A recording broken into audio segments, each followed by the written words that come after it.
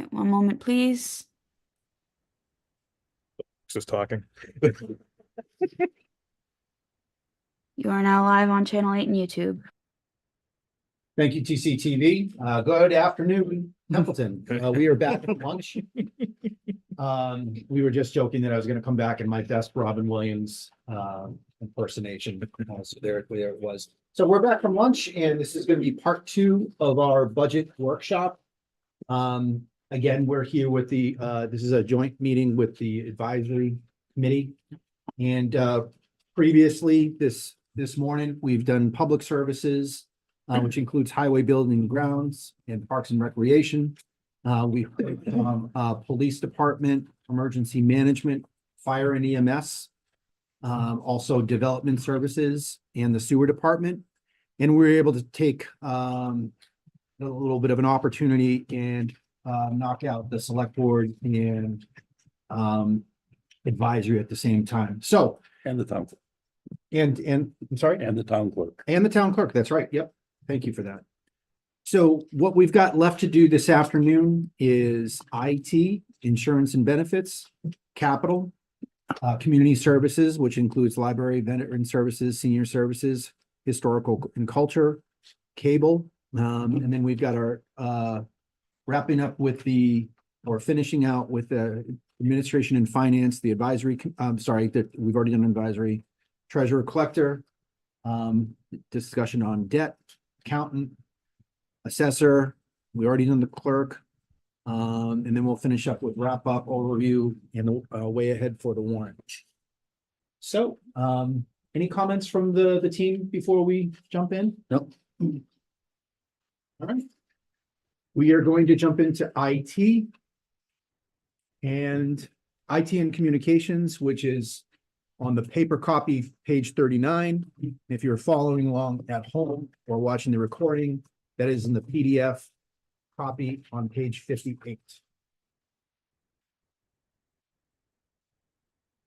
Information technology 5200 purchase of services, Mr. Chair. Yep. What you have in your budget book is you have the IT budget, which comes in at $129,000. This is a budget where it has grown. I'm had a conversation with my assistant TA. I'm going to be looking to make some cuts along the way here. You see my lump sum disallowed of $25,220. I think there's ways where we could cut some cost here and there, and I'm planning to institute those in this fiscal year, going into fiscal year 2025. Try to cut down costs as much as possible, but technology costs seem to always be going up. Just the fact that the board voted on the phones alone, it'll save some staff time, but the costs unfortunately aren't Mr. Chair, exactly how I look. okay. Right there, cloud document storage, Arnie.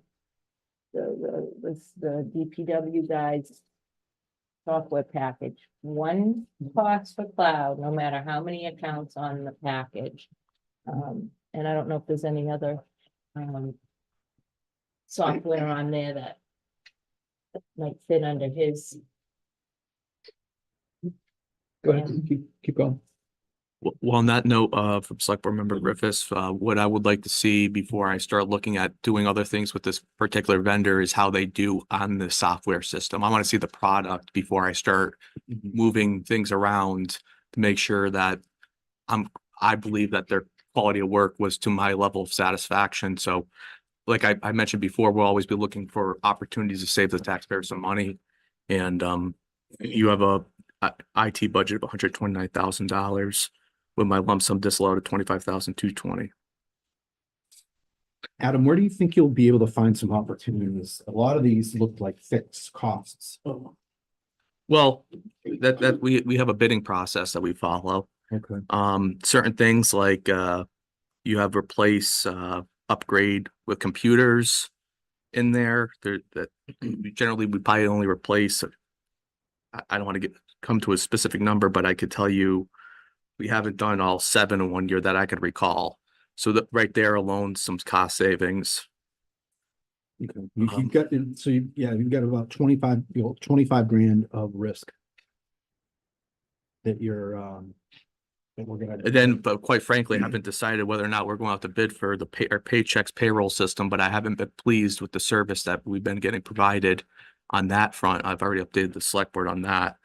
So there's opportunities if we were to go out to bid where we go to the market, where we could save costs similar to like what we've done with the health insurance. So I'll always be looking for chances for us to save some funds.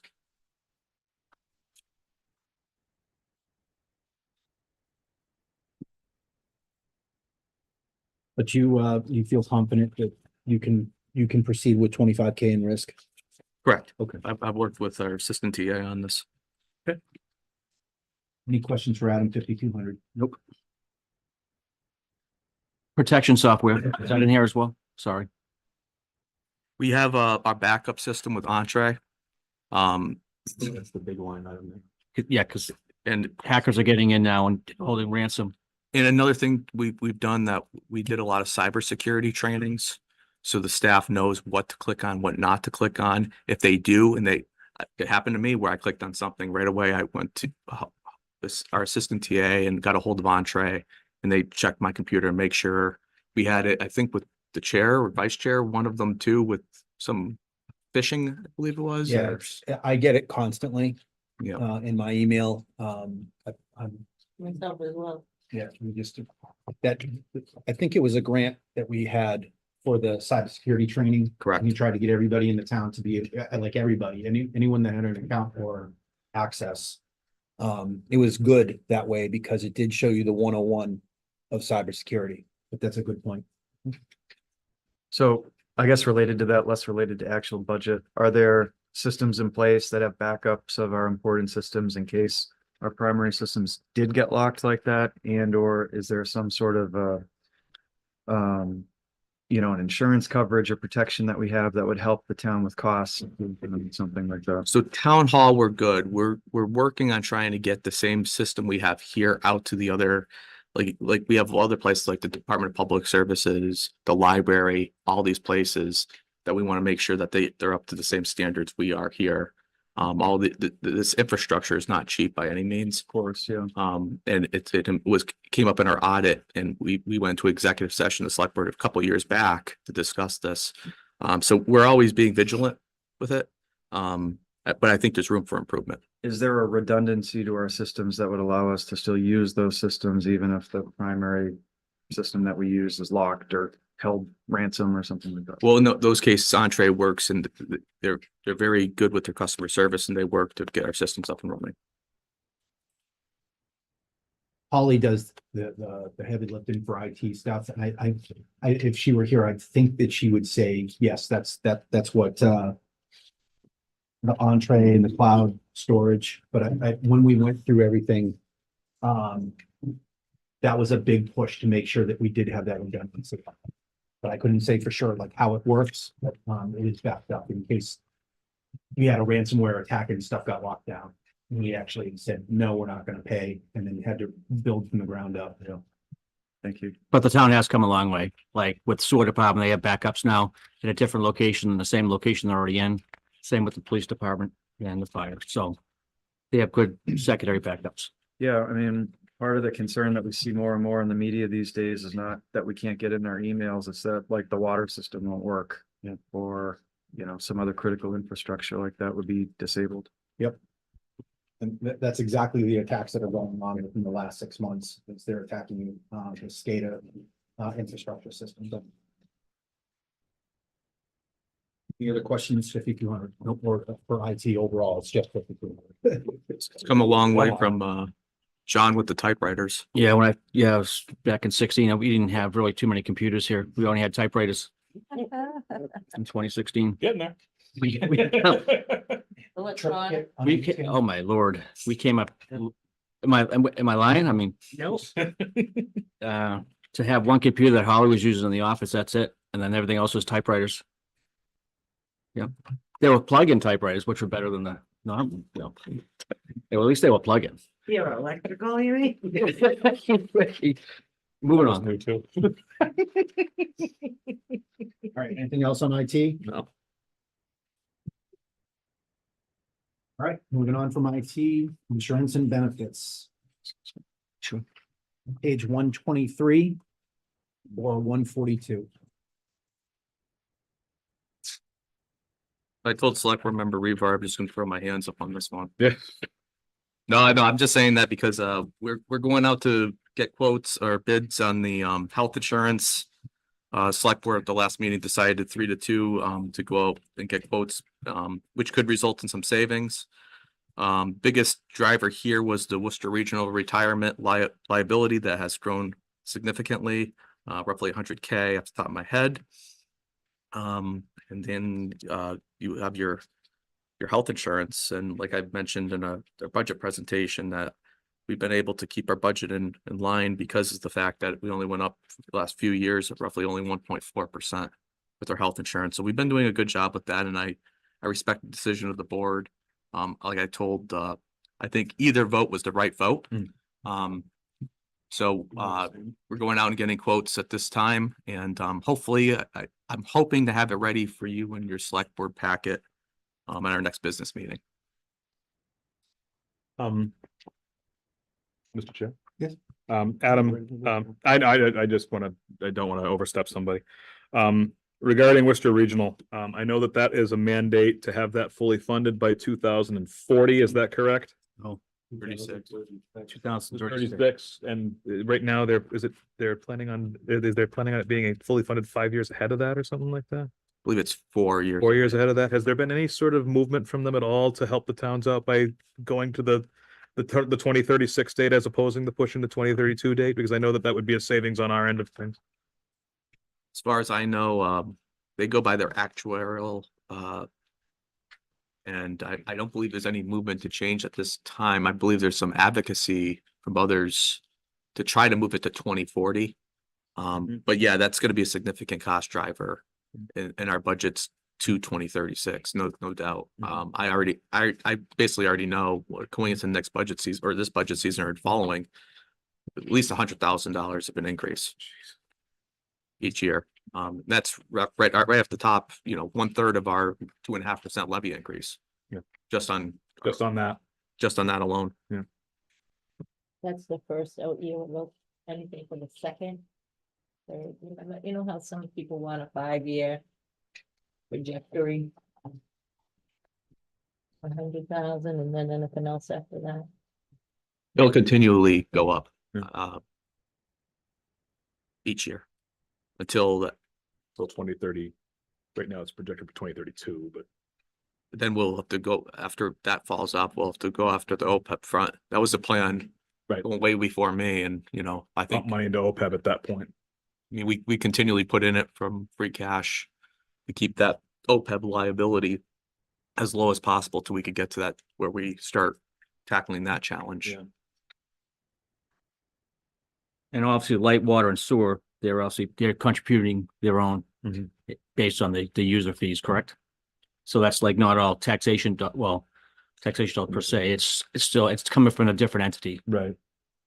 We still expend, thank you for the question, Mr. Chair. How it works is the town budgets it to expend it, and then it comes in as a reimbursable Thank or you. revenues from indirects. Yeah. Or not enterprise fund, excuse me. Right. We pay it out like on day one of the year and then they pay us back. Because we save money by doing that as well. Mhm. Right. That's one of the things that we pay out at the first day of the year because we get like a 5% discount on it or something like that for doing that. Mr. Chair, Yes. regarding Worcester County retirement, I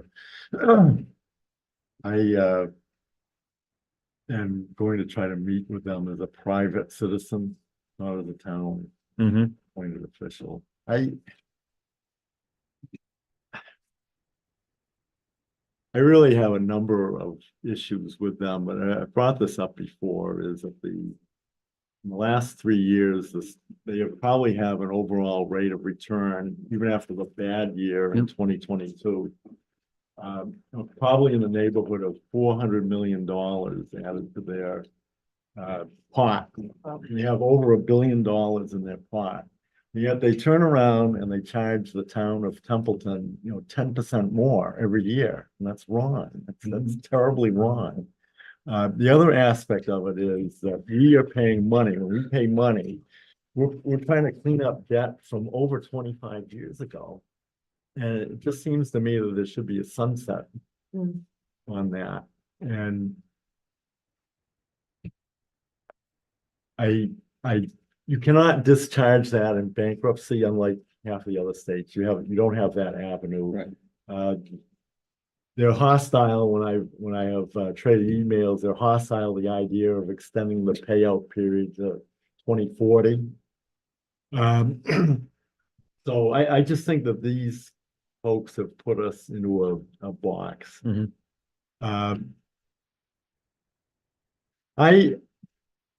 This is probably a poor suggestion, but maybe we should consider, I know we made a recommendation to explore with them, advisory made the recommendation a year ago to explore ways to cut the contribution by 15%, which would be about a savings of $300,000.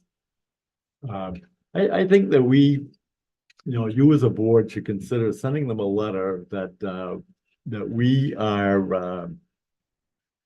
we are considering, the language should be, we are considering a reduction in the amount that we pay, because we just can't pay what we are scheduled to pay. I have a question, Lowell, because Noel, you have a lawyer background. You hear a lot about class action lawsuits, but I've never heard of going after. I've heard of going after like Cigna. California has a class action lawsuit against Cigna Health Insurance for processing claims through AI, and a lot of claims got passed over instead of worked through, and people suffered. But is there anything like? No, as and the big reason as- why is they are an arm of the state, and you can't sue the sovereign. Okay. And so you don't, the legislature has really, you can't file bankruptcy under chapter 9 of the federal Town bankruptcy can. code. The town cannot discharge that debt, and that's a very poor way to proceed. Right. It is very Bad. expensive to bring a suit. It goes to the federal court. And it's very unpredictable as to what may happen, and also you would endanger your bond rating, so it's not. Talking bankruptcy, filing bankruptcy. Or you're talking. Well, it's not, it's like a modified bankruptcy, but it's a very bad Yeah, route way to to pursue. go. And we're not in Nebraska where, cities and towns have routinely done that from time to time for that. And that has also been closed off by the legislature. All the legislature did was they gave the retirement boards a window between 2036 and 2040. The Worcester County folks, they chose 2036, which is good in that the old debt will be repaid sooner. But it's bad in that, the amount that we have to pay for the next 11 years is far higher than, Right. If you extended it by 4 years, the town would save $420,000 or so per year, if we could persuade them to do that. Even in the long run, though, would it still, it would carry over longer, so wouldn't we in the long run pay more?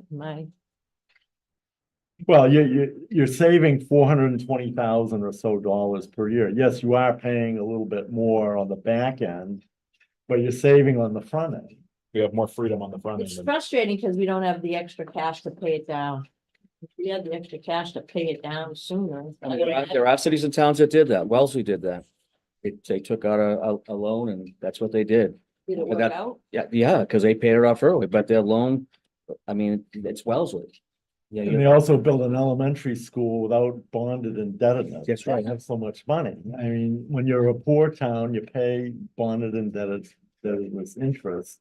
I mean, we could take out a bond, but you'd have to take out a bond for probably about 20 to $25 million. I just don't see, No. where. Not for us. Nope. We just gotta. get $25 million. That's Back to the basically. drawing board. Back to the Yeah. drawing board. Yeah. It is, it's like building a new school. It's a school. It is. It's just, I think we've got the talent now to the ability to work together to become a brainstorm going forward, and things are gonna come our way. Do you think 10,005 is good for the unemployment? That number, after I spoke with the accountant, that should be sufficient.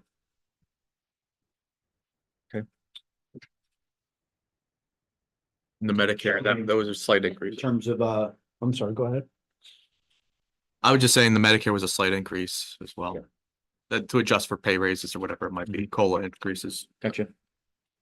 So this shell game of percentage rates, right? As an option, the Wellesley option, right, to take a loan. To be able to pay that down. Circumventing these ridiculous rate increases. Why wouldn't we explore that? There would be something to explore. I would, Because if we're saying that Worcester County's rates. Are such that, you know, they're injuring us, you know, we're losing a substantial amount of our revenue. For a good purpose, I mean, I get it. But if we get a loan at a better rate, you know, is it just a shell game of trying to find? Because we're in a good place right now, AA3. I mean, it might, I mean, if we could look in, but again, you would have to look at both sides of the numbers to see, but I think at the end of the day, I'm sure at the end, I mean, it's going up $100,000 a year. So we have 11 years, so you do the math, let's go up $100,000 a year over the next 11 years, what's that gonna cost us? Give or take, you know what I'm saying? So to go out and get a band or a bond or a loan on X amount of dollars to whatever our payout balance is right now to get that and just pay it off. I mean, we're still gonna, it might be cheaper than how we're paying the Worcester retirement system now. You're possibly right, but again, I would have to look at the numbers to determine that. So part of brainstorming is just throwing ideas out, because sometimes they trigger other ideas, and this one may seem far-fetched, but I was told do it anyway. What if we targeted a GoFundMe page for $150,000? Is that legal? Think about it. I mean, it's easier collectively to say, hey, this is gonna go to a specific. I don't know. I'm just, We would make national news. maybe maybe if we made the national news, they'd feel sorry and they'd join in our little town's quest. That's why our postage is so high, because they have to prepay all their postal pensions. That's exactly. I also think you'd have, you know, every 351 cities and towns. You have people like, where are you actually generating your money from? Your residents would be like, are you kidding me? You already taxed me. Yeah, well, some, not So all. you'd think, like, where does the money come from? You know, other people who feel bad for Templeton or nationally, you know, I don't. It's a great. I mean, it's a method, right? You said you were brainstorming. You said your goal was 100,000, and you probably wind up with like, I don't know, $57. Oh, you don't know until you try, right? If I may, Mr. Chairman, if we decided to float a bond issue. You could probably, you know, the total cost of the bond. Like say it's $23 million that we have to pay between now and 2036. You take out a bond issue. You paid off that, you know, pension liability in advance, you know, maybe you would save $3 or $4 million because you prepaid it. And maybe it would make sense, you know, the one thing that you could adjust is the time horizon of your bond issue. You know, maybe instead of, you know, you could choose 15 years or 20 years or 30 years or, you know, and the longer the time horizon that you choose, you know, the lower the payments may be per year. Which will definitely be less than what we're paying for the Worcester retirement system as we speak. Good discussion. Wouldn't we not get hit by interest on the bonds? We'll get hit by interest, absolutely. So should we? It's measuring what. It's part of the, If we're gonna save money, because the interest rate that we get for that is less than the liability of keeping. Right. Right, that staggering, you know, that one until we reach the cliff. And once again, the thing that flashes in front of me is economic development in Templeton, Mass. Or raise taxes. I mean, you don't have much of a choice at this point. Well, in actuality, you know, obviously, as the discussion continues, economic development is definitely important. It's great. I mean, we got about 8% here in this community. What people don't realize, Gardner's only 12%. Mhm. They only use that 12% of Gardner's funding is from businesses. And people don't realize that. So they're not that far off from us, and they're bigger than us, and they have a bigger budget than us, and a, you know, bigger everything than us. But I mean, even 8-9% of businesses in this town, which is a lot, for a small town. Yeah, I want more business too, with more infrastructure changes, but I mean, is that gonna move the needle? You know, you bring a Walmart in here, it might move the needle 1%. So instead of 8%, now we're 9%. Well, what does that do? Not much. So, but I mean, what we should be thinking about, we talk about tax rates, is having differential tax rates for corporate, you know, businesses versus residential. But again, that's a talk for another day, and obviously we as the And advisory, Talk has been had in prior years as well. and we're talking about The that now. last meeting, the advisory committee, when Justice came in, Mhm. talked about that in Yep. detail. We did, because again, when we as the advisor look at the fact that you're sitting on $900,000 in an account or an overlay, that brings interest to me as the advisory committee chair. You know, that's important for the people to understand. There's not almost soon after the budget's done, you'll see they're gonna have close to $1 million in overlay. What does that do for the town? That's great for the town. That's a great budget to have. I mean, does it need to be that big? From my experience in budget, I don't think so, but that's just my personal thing. But I think we, as the advisory committee goes, we are looking at all avenues for things that this committee was born to do, we're doing. And we're trying to find every avenue for approach for dollar revenues and savings. Yes. So my question is, with that suggestion on the table, who could take that task up to get the actual numbers or predictions, forecast, how much we'd be saving if we took that route? We are in the process of doing that now as we speak. The advisory committee is doing it. We're getting all the numbers together. So when we provide something to the select board to say, hey, we recommend this because that's what we're supposed to do, we want to make sure that they have all the information that they need to make to either make a decision and say, no, advisor, you're all whack. Or, yep, you guys are all good. And that's the right way that's the best course of action, because now all the numbers are present. And that way you can that way we make the recommendation, you guys make the ultimate choice of what we're gonna do. Thank you, We Bill. want advantageous debt, not crushing debt. That's right. And right now, we're about 18% of our budget is debt.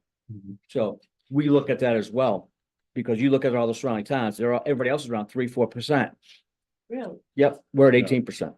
We're an outlier. We are. But which again, is just more conversation that the advisory committee is having in order to help give recommendations to the select board. Any other questions, insurance? and Nope. benefit Questions or otherwise? All right, let's move on to capital. Capital is a tab, it is tab 4. Next, Mike, can I go one back? Yes, Adam, you put this together? The capital? No, the insurance and benefits detail? Yes. I mean, where credit is due, I mean, I gotta give you kudos that this is this is a great product. It looks Thank you. great. Thank you. Okay, so- Yeah, I'm sorry, Mr. Chair. we'll take the compliments. Very nice. Yeah. Capital, tab 4, probably should have known what number that is. 135? Page 135 in the paper. That was well done. Oh, yeah. Sewer, what tab was sewer? 6. That's gonna be way early. And we talked. Page 135 in the paper, back around page 150. Oh, what'd you say? Page 135 in the paper, check around page 155, because that's what you're looking at right Oh, there is in the There it insurance. is, Bingo. 154. Page 154. Capital, who, What we have for capital and special articles, we're looking at a roughly $200,000 capital budget. Under DPW building and grounds, we have a 7x16 enclosed trailer, 9,870. We're hoping to finish the replacement windows here at Town Hall, coming in at 16,730. That's going to be a request over to Templeton Municipal Light and Water Plant for the approval from them. Yep. Replace all buildings, replacing the oil tanks, $29,400. Under DPW highway, street sign replacement, we've been putting that 7,500 towards that program. I think we're pretty close to covering the whole town. The road widener attachment, that's joint with Winchendon, and I spoke with the town manager over there. They're moving it, it's on their capital plan as well. 34,046, that would be our half that we're responsible for. MS4 compliance at 20,000. The police vehicle, 67,730. Under fire, this was a recommendation last year from the select board to have this go in as capital for the bunker coats and pants firefighter equipment. I have for that 22,500 after speaking with the chief.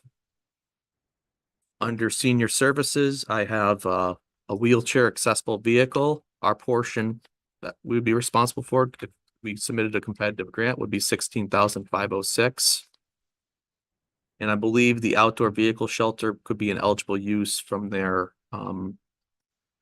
formula grant. Through the chair, just a quick question. Under fire office remodel, 38,000. What are they remodeling? That wasn't funded. Oh, right, sorry.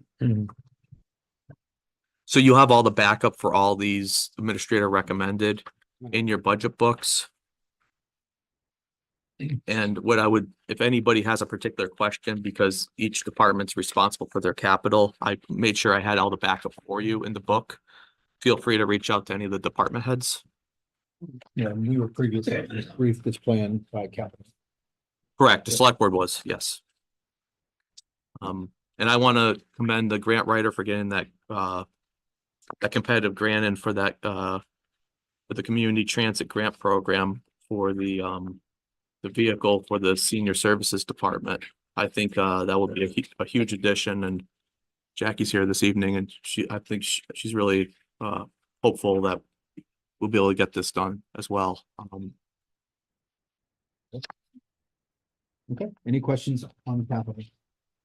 I do have one quick one. Sure. And I wish Chief Dickey was here to speak to this as well.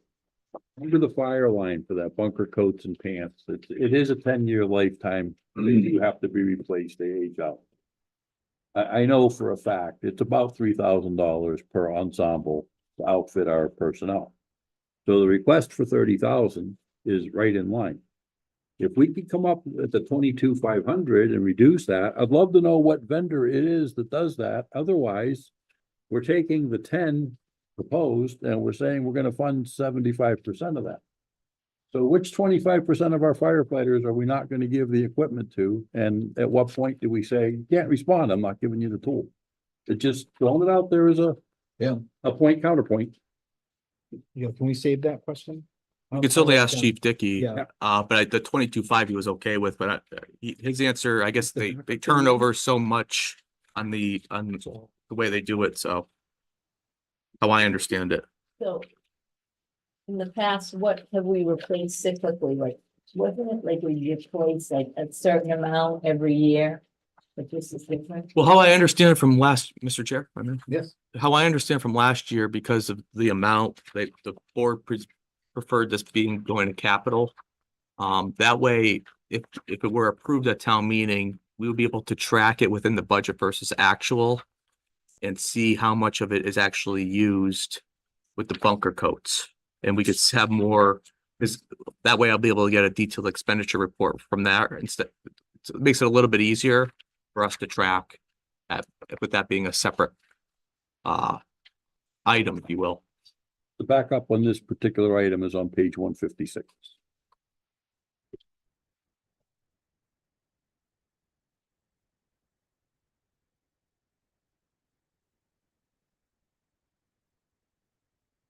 That would be a question to defer to the chief, I don't. Well, as a line item, you know, that's what we're talking about, the line item today, but certainly that level of detail. Yeah. We can go back to the chief on. Yeah, we'd have to defer that. Yeah. Chief. Certainly. Any further discussion, capital? Jessica, Maybe I'm speaking too soon, but I don't see any mention of the kitchen, it's already funded. Thank you, Mike. but it's in front, and we still. I don't know what the process is, but we completely, what was it, 200,000? 150. 150. But there's a little bit left over from it. It doesn't have to be expended by a certain date. Funds need to be obligated, so the plan right now is to have, Jackie and I both been in discussion with the architect. He's just finishing up what he has to do. Once I get that out to bid, and then before that deadline, town should be in good shape. I just want to know because I think that would give me leverage with friends. So the select board did vote to use 150,000 of ARPA for that.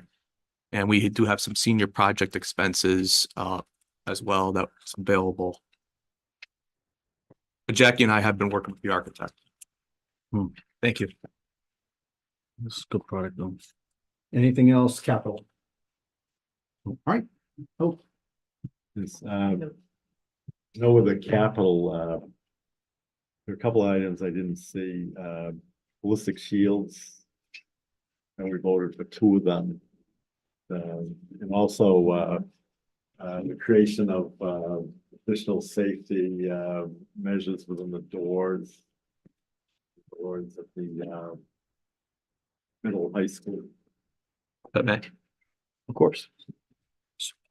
There's a request in front of the select board right now with the police support and equipment that they're under review. They tabled it for more information to get from the auditors. So that will go back, and if it were approved from ARPA, they could certainly use the ballistic for shields for capital. Chief Bennett would also have to know that come November, he would have to go to capital for anything else capital related to obligate before that December deadline. On that, and on the other side of the school front, we're still in talks with the district. Is that all you wanted? No, I just done. want to make sure that Okay. we're moving forward in some way. So that ARPA request word changes in front of the board.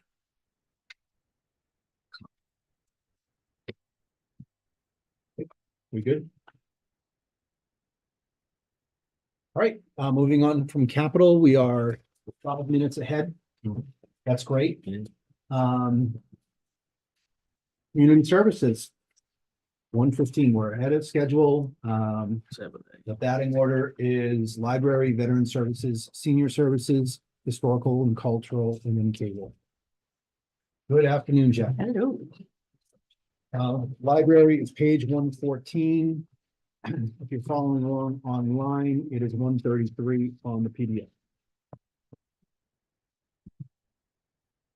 Okay, so I'm on the 5100 page. If you'll notice midway down on the left, 2 figures. One is the total proposed budget, the other is the municipal appropriation requirement. And just as a refresher to you and for Andrew, the state has a formula that libraries must follow in terms of their budgeting in order to remain certified. Certification affords us a small grant, which is somewhere around $16,000 a year, which is unrestricted. But more importantly, it affords all of the residents of a town or city that is certified to use libraries in other certified towns or cities. Without certification, you're cut off.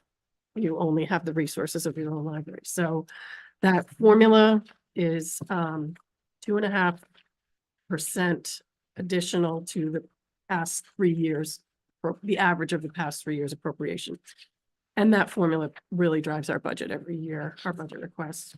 We try to keep as close to that figure as we can so that the budget doesn't increase by leaps and bounds. So if you had any questions, it's myself and my 2 library assistants. You have any questions on 5100? Alrighty. Sounds pretty. Yeah. like no. Employee support, I do have membership in a couple of, the Library Association membership and the Association for Small and Rural Libraries. There's a lot of resources available at those for not a lot of money. And our membership in CW Mars affords us so many great trainings that are all free. So that's wonderful. If you have any questions about that? And then the next, oh, sorry. Probably not. Yeah, 5,200. The total CW Mars membership is 3,750. We pay the remainder out of state aid funds, again, so that our budget doesn't increase unnecessarily. And that's the membership, as I was just saying, it really it gives us lots of great training opportunities. The EBSCO software, we with a TCTV intern last summer, we developed an e-newsletter that is going out to folks 4 times a year. So that's been that was in our goals, and we finally were able to do it with the help of one of Steve's interns. So that was great. That's great. Yeah. How do people do that? Well, they have to let us know. We tried to do it through the CW Mars database because we have email addresses for all of our patrons. But what they told me is, and it kept coming back to us, and they said if one email address is wrong or not invalid, then it just won't send. So we're slowly building a Contact the database. library. Yes, yep. Okay. Mhm. Yep. So that is 5,200. Supplies, the first line, another requirement for certification is that the library expends 19% of its total appropriated budget on materials. And books, magazines, AV materials, and there is a small component in there for technology. So we need to meet that number every year, in addition to the other requirements to remain certified. And that's it for the library. Any questions, library? Okay. Thank you. Next is Veteran Services. Veteran Services is page 100. And 119 if you're following. Hi, Michelle. Hello, how you doing? Hello. Good day. Hello. Good day, Michelle. Anna. Hello. It's good to see you. Good to see you. No, it is. Happy Sunday. Happy Saturday. Saturday, yeah. Sunny Saturday. He's still sleeping over there. No, he's anticipating. Hi, Adam. And now he's all red. Look at him. I will let that go. Good job. That's the job. So we're looking at the 51. Yes, so on page 100, it's the personnel. I recommended 33,600, and that was what was also approved for me. So thank you very much. Do you have any questions on that page? I do. So last year, there's been a lot of discussion about Manning for VSO. And I know that it was during last year, community, or at least from the audience, there was a recommendation to look at a full-time VSO. Mhm. What is the requirement, or what would be your recommendation? Is it something that we should be chasing money to fund a full-time VSO, or what would be your recommendation? The recommendation is based on what you guys are looking for a veteran service officer. So I understand, state says in order for the VSO to even have an assistant, that the town actually has to have a population of 11,000. Okay. And when I looked up the population, I think of Templeton, I think it was 11,000. It could have been 13, but I'll look at it again. But you guys were like, 81. I think it was like slightly under. Yeah, we're So 80. it didn't even allow me Hmm. to even have an assistant. So that being said, whatever that recommendation is for a full-time veteran service officer is whatever that recommendation is based on what's out there. So So in the normal course of your duties, Mhm. do you say, I wish I had more hours? do I wish I had more hours? No, because I'm working outside of these hours, if the truth be told. So I work in the office on Tuesdays from my office hours now, I think 9 to 1, 9 to 12, but 9 to 1. But like, I was just telling Jackie, like at any given day, like I'll get on a Friday night at 5 o'clock, there's a homeless veteran. And then I'm like chasing like the housing authority, I'm chasing SSVF, I'm chasing like all different kinds of people to like be like, hey, listen, I got a homeless veteran. I gotta, place my funds out there to put them in a hotel for 5 days right up the top. And then I gotta chase state to get the reimbursement for the town. There's a lot of outside hours that the veteran service officers put that the towns I don't think are aware of, if the truth be told. You're certainly not the first person to, It is not sitting in the office for 4 hours doing chapter 115 benefits. By law, that is the only thing we have to do. But a good veteran service officer will file claims for people. They don't have to, but a good veteran service officer will. A good veteran service officer will find housing, will find education, will deal with the families that, the spouses that are out there. All week long, I was looking for fuel assistance for a spouse of a veteran, because the mock prepaid, instead of putting that payment out in April, they prepaid in March. So now she's trying to figure out where those funds are going to come from for her April oil, because, they prepaid, if you will. So I'm already working with the oil company to say, okay, I'll fund her come April. It'll come out of that budget that we have, thankfully, and that this is how we do. So it's a matter of always, it's not just sitting in the office for 4 hours dealing with chapter 115 benefits. We are constantly on a phone. A good veteran service officer will not leave their office on that scheduled hours of 4 hours and then say, I'm not going to answer that phone for the next week. That is a no-go. If you care about the people, if you care about the town, if you care about the community, you're going to answer that phone and you're going to assess those phone calls as they come in, triage it. Yeah. So I'm on this phone 24/7. I'm answering phone calls. I'm scheduling appointments. I'm meeting people at their houses if they cannot, which is thankfully, I'm glad I have that laptop. I can go to their houses and we meet people. I met people in laundromats because they had to take a bus and then this is where they do their laundry.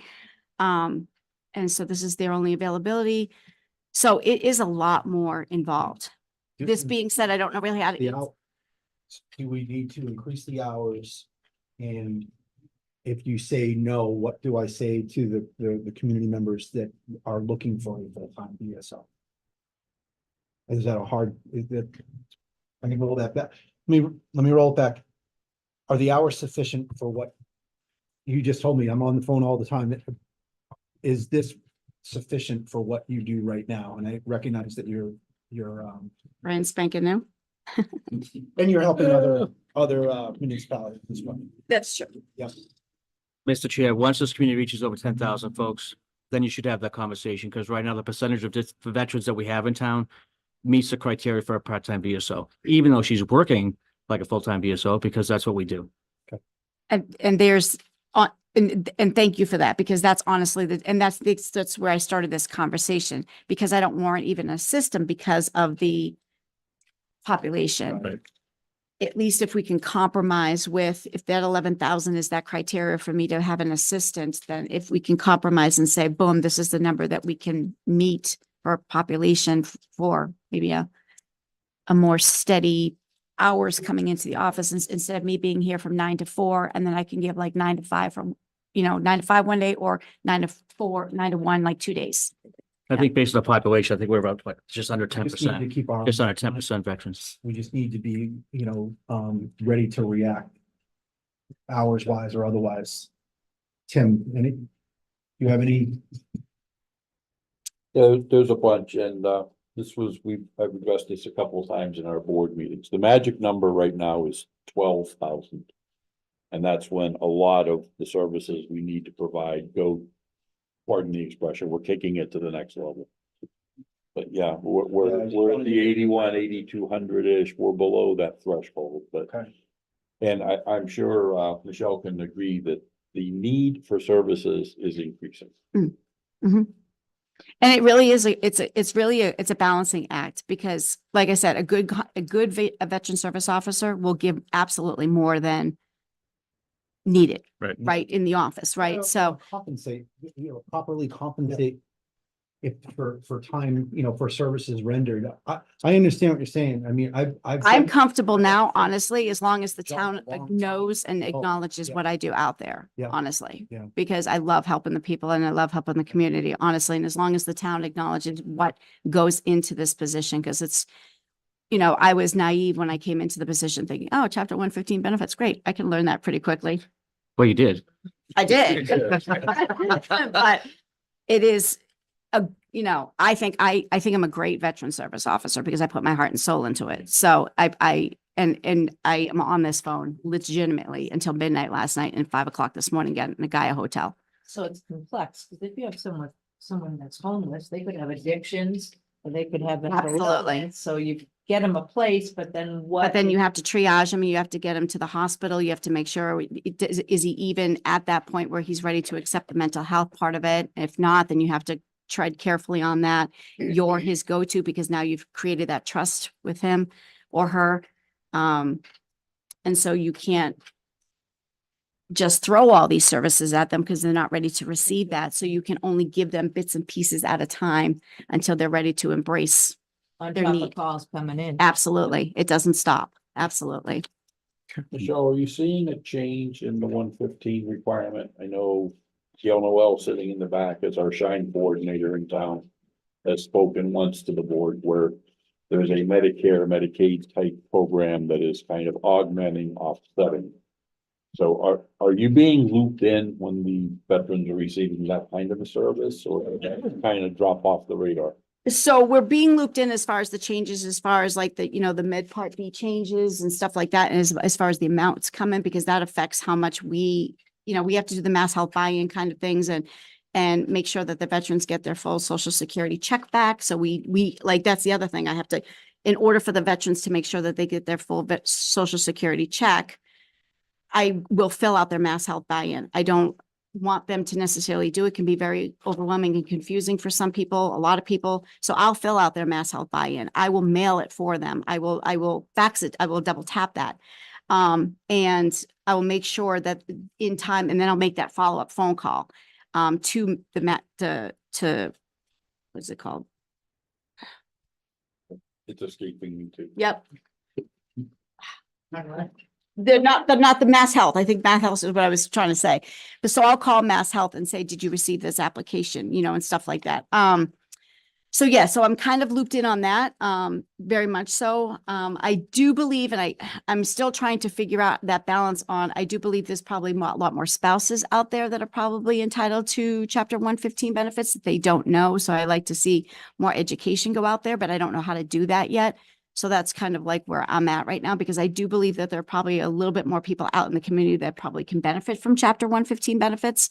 But I don't know if I answered that question. No, you did. And again, this is one of those changes to legislation that occurred rather abruptly. We did not get a whole bunch of information. Mass health Up front. They increased the threshold of, if you're single versus married, what you can bring into the household income to receive the Med Part B back. So, considering that a lot of people are on a set income, there might be more people that qualify for that. And that would be really good to have like an education at a senior center for people that might qualify for something like that. And I did put it on Facebook. No, that's wonderful. And So a good summation, and we can put it in one word, outreach. outreach, yeah, Absolute outreach. yeah. Any changes in chapter 115 as far as death benefits and stuff like that? Did those go up again? The death benefits, I don't believe so, no. And how about the 100% VA disability, help the 100% disabled veterans in the state that get the annuities? Is that going up? That's a lot more education going out. I've been able to provide a lot more education with that as far as their housing abatements. I fill out now the RMV forms for people now. So I work with the assessor's office to get their DD 214s. Oh, if they don't know about their annuities, they're twice a year annuity. Yeah. So I have a contact up at the universe so I will connect them directly to that person. Excellent. So they can get their annuity. So, I mean, there's a lot of intricacies here, that I am working outside of that fold of other things. Hence why we're asking the questions, Mhm. so that people can understand. So, Mr. Chair. Fire away, please. 5100, I just wanted to make Yeah. sure that we're adequately addressing because, you know, certainly from a community perspective, there was a Yes. desire for an increased VSO footprint. Yeah, no, please fire away, because I'm dealing with a lot more, I think, than originally thought, maybe. Okay. If I may, Mr. Chair, I do have a question. It seems, 5100, yep. seems to me that the disconnect between the size of the town, Mm. which is where the funding thresholds for your position are determined, and the number of veterans within a town. It seems like Templeton has perhaps more veterans than a typical town of 8,000 or. No, about the same. They may have more veterans. Like, I believe, like, they may have more veterans, but the people that are receiving the Chapter 115 state benefits are about the average of every town, even the small real towns, like small towns. Yeah. Yeah, so, and that's why I wonder about the outreach as to whether or not, because it is maybe a larger population in some of the other towns that I serve. There might be more people that can benefit from the Chapter 115 state. But that, again, I don't know. I don't, Fires in the senior center, that would be great, and I do ask everybody I see if they hire a veteran. And you know, what the benefits are. Mr. Chair, if I could just make a comment? Of course. You were very thorough today. I have to say I'm extremely impressed. Thank you. And I applaud your support and your energy. I agree with Mr. Curry that there were many members of our community pretty strongly suggesting we have full-time. So I think your question was great, Mike, Yeah. but again, I applaud your efforts. I'm really impressed today. thank you. Yeah, I want to put it out to the community that, you know, call me, you know, my emergency cell phone is out there too, because I do triage those phone calls. I don't walk away from the phone on a Tuesday and say, not answering the phone on a Tuesday. So I triage those phone calls throughout the week, and then I'm very quick to get back and say, hey, listen, do you want to meet, you know, on a Friday if it's my day off or something like that? Or, you know, we can schedule an appointment at night, or even on a Saturday. We schedule appointments at their convenience when they're not working. So it can happen outside of the Tuesday hours, at their convenience and their ability to be able to meet. If, like I said, if they can't come to the office, I'm more than happy to go to them. Fantastic. Thank you again. So just to move on to the next budget area, 5100, we're happy with 5100. Michelle, Are we on 101? just before we got off 5100, I just want to make sure that you're good with it. Yes. Okay. All right, 5110. Yes, so this is just the conferences that, you know, we do go to. There's an annual one that's required. That's the conference A that you're looking at there. Actually might be, yeah, conference. And so that's a required one. There's one in October and one in June. One is absolutely required, one is highly recommended that we go to, because, and it corresponds with the 2 times of year that the veterans have to recert for their packets. So during that time in October, and then during the one in June, when these conferences take place, the one in October, which is why it's less expensive, even though it's the required one, it's because it's local. It's usually in Leominster. The one that's the more expensive one that's also highly recommended is in June, and that's down the Cape. And that's in June. And the reason why they do this is because it corresponds with the time that the veterans have to, on the Chapter State 115 benefits, they have to recert 2 times a year. They have to supply certain documentation. And then the state gives us that information that we need to put out to our veterans to get those documentations in time for them to recert. So these are the costs. It was requested and authorized, recommended. Okay. I have a question on this page. Yes. Hi. Hi. Is it my understanding then that you work representing Templeton as a veterans officer and also other towns? Yes, Okay, which other towns? Warren and Lunenburg.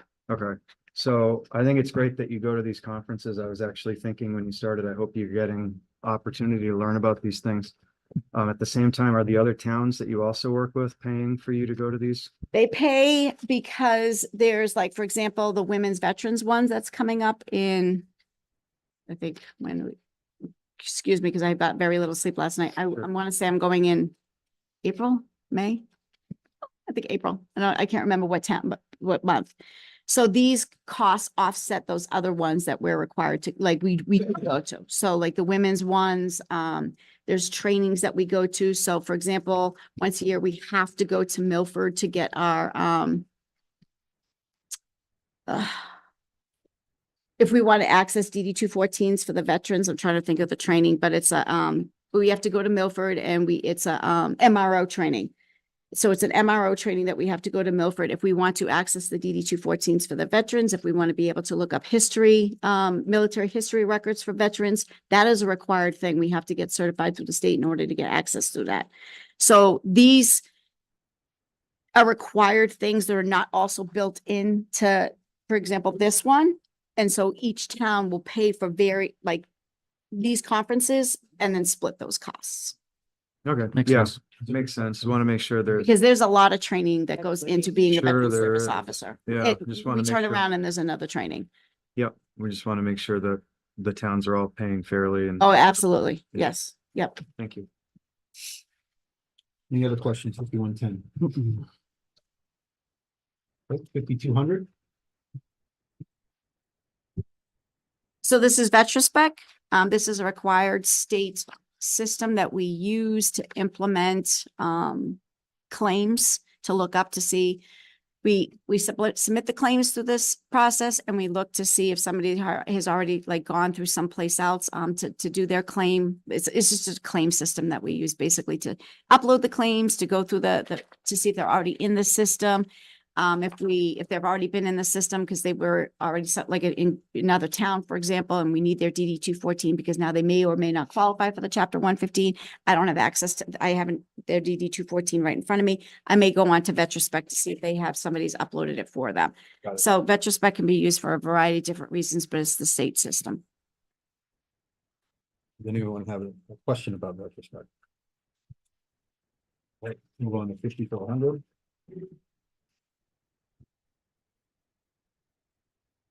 Any questions on supplies for Michelle? 5700.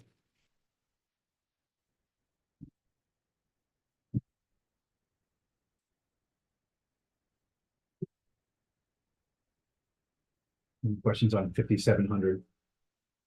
So, yeah, so you requested 115, but you only authorized 85. Is that gonna be enough? We will find out.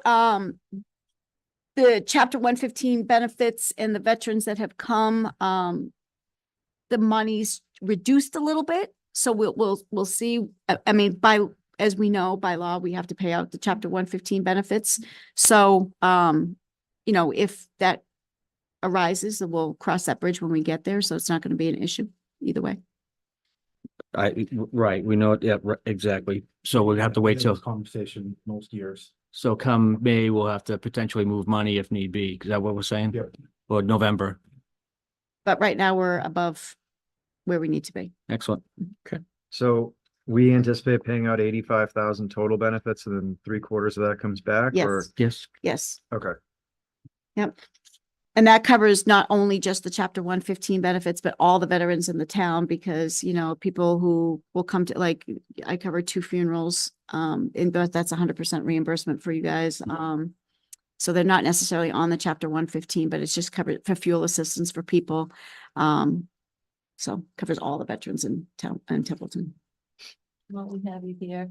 John, what was the earlier thing about? Yeah, we had highway here. They had their Flag. flags and stuff. Do you do the reimbursements for the flags? You get the receipts from highway? So I order the flags every year. What? I order the flags every year from Mass Corps, The, and then I submit it for reimbursement. okay, Yep. I just need to double check that with. DPW.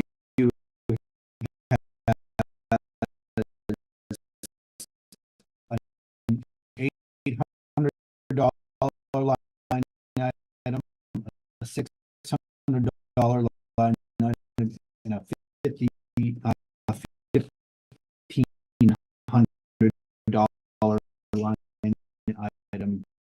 the ones. That's legs are. Yeah. So so You're you're talking about getting for the terrace or for the Yes. streets? cemeteries. Yeah. Yeah, like the $1,500, like the Yep. brass holders. That the Buildings and building and grounds. grounds has, but you're buying the flags, even though they said they're buying the flags. Yes, I'm confused. I'm confused too. Who's buying the flags? Okay, so Michelle, first I want to commend Michelle because she's done a fabulous job getting everything into the state, getting everything caught up at the office. So thank you for all you do. But also, I think Bob and Michelle have a conversation. Michelle started, geez, 6 months, how long now? Roughly. Doesn't matter. It doesn't, whatever. So let's coordinate with Bob and just make sure that Bob pays out of his budget, then you submit the reimbursement. It's worth a phone call just to say, his line items match up with what your expectations are. Okay. That's a good way to say it. Yes. Yeah. Yes. Yeah, yes, because I mean, I looked at the budget, there's nothing that's here for flags. So what line item would have come out of anyways, you know what I mean? So nothing on her budget? No. No, That this- usually just comes out of, I believe it might just come out of the expense budget. okay. That's just a conversation you guys can have later. I think that's, Wherever it should appear. It's really, that's what the discussion is about, Right. where it should appear. This being said, I haven't paid, me personally have not paid for flags yet. The flags that were purchased last year had already been purchased. Mhm. So going forward, I have not because there was enough flags purchased last year for this year. Mhm. So going forward, we'll have that conversation as who's gonna pay for the flags. excellent. Thank you. Chief, would we ask that to get back to us on that, or would that be in Bob's purview? Like on a I'll quarterly? follow up with, and I believe they both know, so, Alright, I mean, Like to see it. Well, it's being done. We're asking, what is the structure? Right, So that's all. the structure makes sense to us. So. Michelle already said the flags were bought, so. Yeah. Yep. When They when were you purchased came in, last year. so. This will be her if first she's time. Managing those line items, that's more work on her. Right. Whereas buildings and grounds, whether from an administrative perspective. Oh, I definitely think they should hold them. They should buy them. They should purchase them. Absolutely 100%. Yeah. But they need to get the receipt over to Michelle so she can put the reimbursement up to 100% reimbursement. Yep. Just the American flag, not the firefighter flags. Any questions about 5,700 or anything else from the VSO? Awesome job. Little conversation to Michelle. Michelle, it's been a short time that I've known you. And, no surprise, because you're well known in the veteran community around the state. I'm involved with the American Legion. I'm involved with the Disabled American Veterans. I serve on the Legion's Honor Guard. We're up at the Winchendon Cemetery at least once a week, sometimes more. But your name is known around the state. The commitment, the compassion, the passion you have for the job shines through, and your name always comes back. It's like the Shell answer man, to go back to the 60s and 70s for the TV commercials. You need an answer, we'll talk to Michelle, she'll find it for you. That is, What a great. a diamond in the rough that we have here. We have a true gem. And it's just, if it's eye-opening to some of the citizens around the community, good. They need to know what we're doing. Yep. Some of us do, some of us are quite humble. I'm a veteran myself. Yes, we're very humble at times. We don't like to pat ourselves on the back. But this is one time the recognition is certainly. Thank you. Touch that. Keep up the great work. Thank you, Michelle. Thank you, Michelle. Well done. Thank you. All right. Next is senior services. Hello again. Low again, page 105 and 124. So the thing I would point out in the 5,100 is that while we are without a senior center manager at the moment, and have been since October, Adam and I have talked about, kind of tweaking the job description and advertising so that the new manager can begin July. We did add an assistant dispatcher, and the way the MART program works, the dispatcher that we currently have, if she were ever to be out sick, we can't schedule rides without a trained dispatcher, so we really needed to have a backup person. And our ride system is very robust, so it's been a big help to the current dispatcher to have someone to give her a hand because she has other responsibilities as well. In general, I'd like to point out everything that has a little asterisk in each of these budget pages is reimbursed from MART, or the two asterisks, sorry, are items that are reimbursed from MART. That includes several hours of the senior center manager at the moment, myself, my salary, about 2 weeks of the dispatcher's salary. That comes back to the town, all of the drivers' salaries, their cell phones, and the fuel on subsequent pages. And I've mentioned this a couple years going now that I would really like to see those items pulled out of the general senior services budget. They're baked in here right now, and it gives the impression that this budget is much larger than it truly is. So I would welcome if we could have that discussion maybe with Kelly and Adam down the road. So do you have any questions for me on the 5100? I just would like to make a comment. Sure. One of the things I'm going to ask the advisory to do is to do a comparison of the senior services between Templeton, 13 towns that are comparable in size and budget.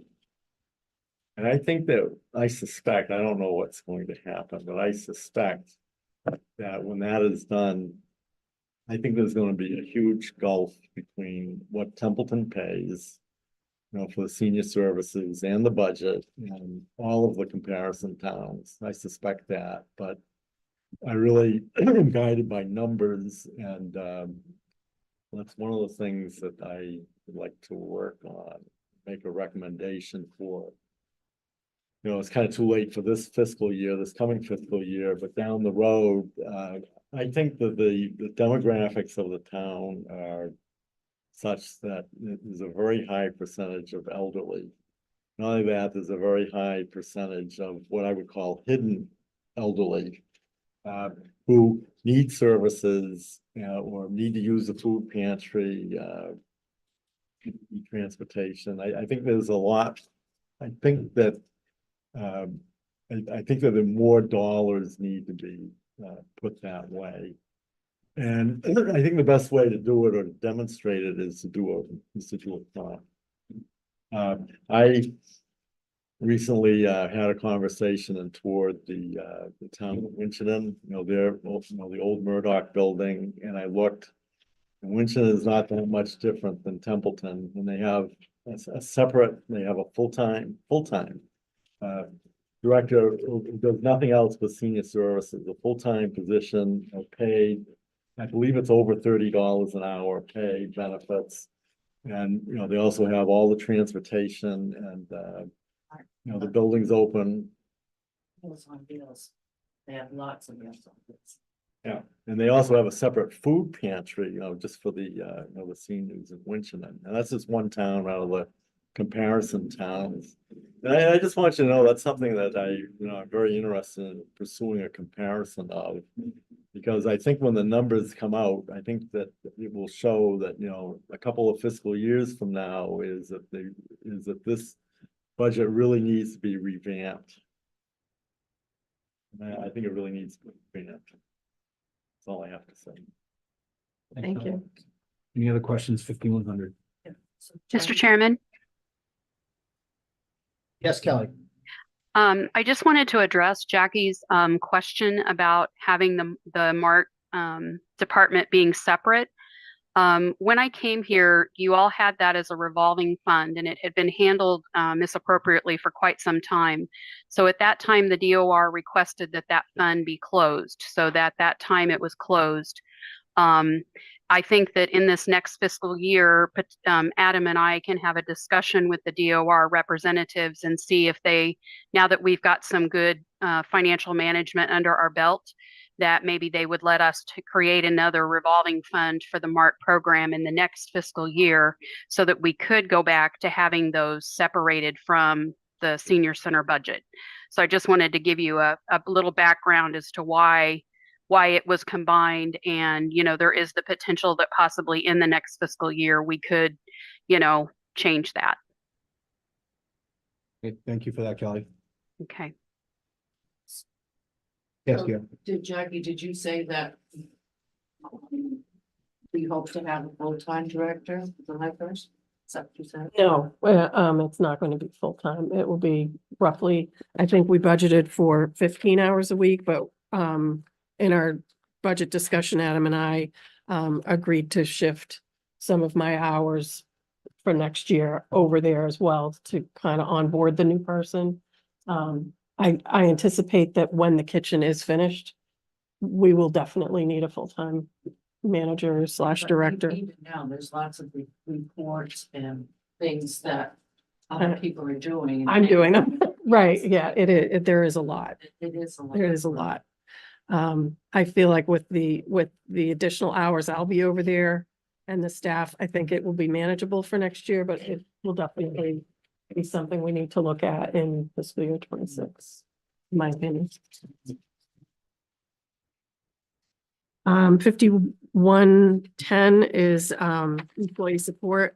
Holly was able to convert all of our cell phones to the FirstNet, which is pretty much townwide. So I think it went up a little bit, but it's much better for us to be on the same network as police and the other folks in town.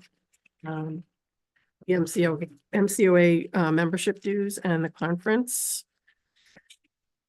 And if you have any questions about that, again, MART reimburses for the phones too, so. Like, shouldn't that be disallowed?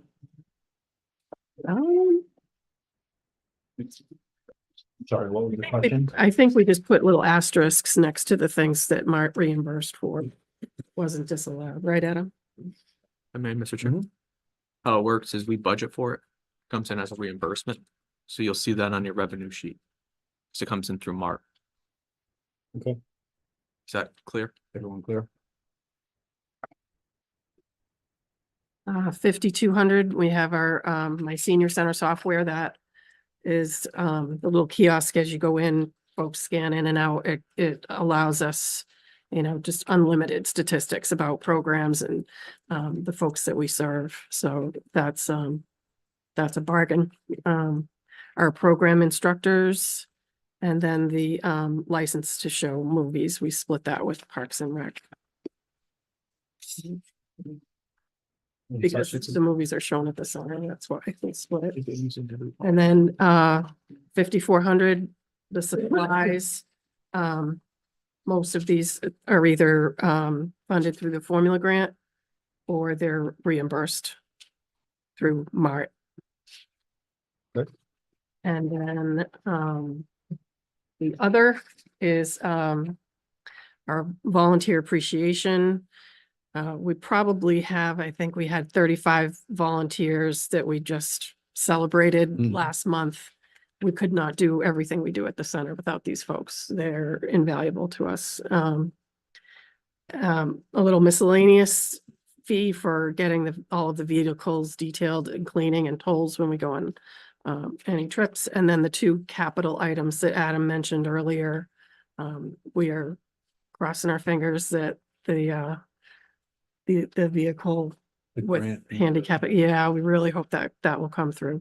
And the outdoor shelter is, Bob and I have talked about this because when it snows, all of our drivers are retired, and so they have to go out on a balcony, pull the vehicle and use like a giant roof rake to clean off the snow on top of the vehicle. It's a lot for them. So we thought if we had a sort of a shelter that they could park under, that would make that a little bit easier for them. So. Yep. I have a question on that. Just how many cars do you think will be able to fit under it? Well, we would need, we have the Explorer, which was a previous police vehicle. That's not a big deal, but the big vans are the ones that it's really hard for them to clear the snow off. So we would want at least two to fit under there. Okay. You have 3 vans, right? One's not, one is on its last wheel. It's, we don't use it anymore. It's not, I don't think it passed inspection, to be honest. Well, until the shelters built, would it be possible to park them inside the building? In the bottom, To will they park- fit Where? underneath the basement? You mean inside the building? Yes, Well, there's no garage. not yet. Yeah, that's a thought. Okay. That's a thought. Just throwing it up there. Because they have all open space downstairs. I mean, there's a couple frames up for like offices that were projected, but even with those up in place, there's still enough room to put at least 4 or 5 cars in them. That's true. A lot of empty space down there. Yep, so utilize 70 space. I mean, you're gonna put a door in, it's gonna cost a couple $1,000s. It's gonna be a lot cheaper than buying a, you know. Scrap the shelter down there. Well, I mean, no, I think the shelters are gonna, because again, I think downstairs should be utilized eventually, until we get to that point, but I think temporarily. I mean, and having a garage door down there, it will always benefit the downstairs anyway, so it will always be an asset. So you're not taking anything away from the building. Talk to Bob about that. Let's Illinois. Through the chair, real quick, Yes. just a question for you, Jackie. Volunteer appreciation party 440. That enough? You know, we came You know, in, you put Yeah. 35 people, 440, you're spending $12 per volunteer. That's not a lot of money. I'm trying to think what we, because we just had the volunteer Or like, appreciation like, and Crows came and they catered it and I know I made 35 little goodie bags and I think we were right around there. I really do. You were okay. Yeah, Okay. yeah, but great. thank you for asking. Okay. Okay. Does that come with the awards too? Do you guys give awards for your volunteers? We don't, no. In the bulletin, In the newsletter? yeah, volunteer of the month. Yes, yeah, we do that. If that's what you mean, yeah. we Okay. Put a Yeah, picture of you all of have the it, volunteers. let's get it. That's true. I forgot about that. Thank you. Alrighty. Thanks. Okay, next is historical and culture. Yeah. That's page 120 or 139.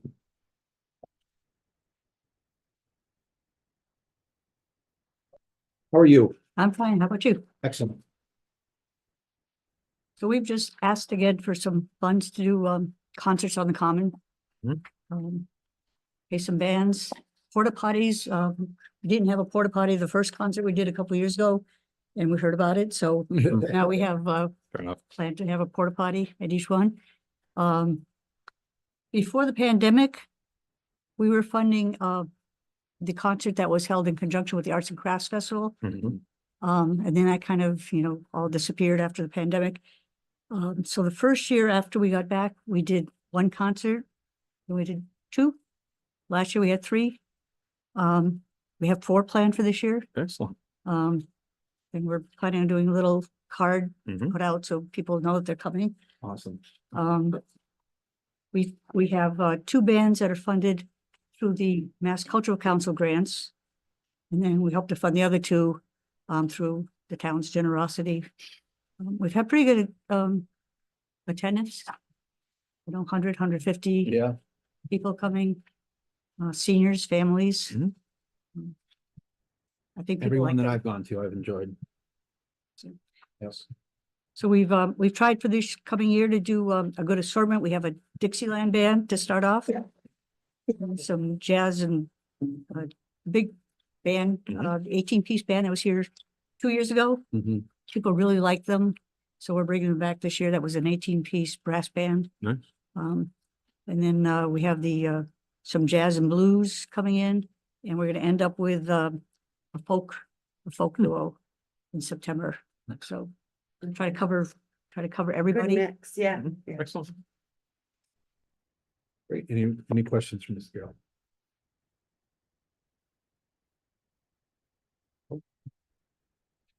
Good luck. I hope we have a great season. Thank you. Hope you- Yeah, and if you want to leave any of those. Yeah, these are samples that I did up for the committee the other night. I can leave some here. Because we just wanted to talk about what we were gonna Sure, do. sure. But we will be printing up some like bright yellow ones to put out at coffee shops and so forth. Sure. So, Awesome. Thank you. Yep. Okay. It's like 2. Well, thank you. Two.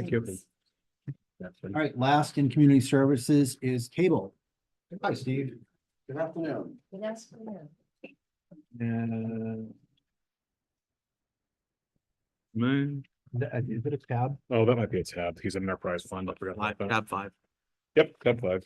Tab 5. That's right. Figure out what's those. Narrative starts on 187 in the electronic copy online I did. and 192 for the budget. We're ready. All right. So first of all, I just want to say I was watching this morning on Channel 8 at home, comfy in my PJs and moving right along. So great job with everything and some really good discussions, I think. I agree. And thank you, Hannah and Dottie and Erin for the work they did. They brought us to lunch. Really nice, smooth transition. It's a long and complicated day for us, and they're doing a great job with it. They are. So I appreciate their work. We've come a long way. We've accomplished a lot. We can do a lot more. Economic development has been mentioned several times today, and as I've been preaching, we have the media tools for business and economic development in Templeton. As you know, we're an enterprise account. Our retained earnings have been traditionally used for our capital needs in the 5,700 account.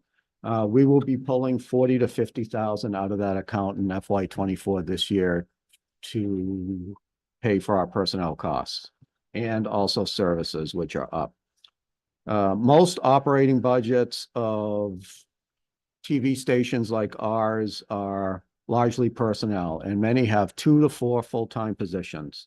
We're developing revenue streams to someday be free of cable TV reliance.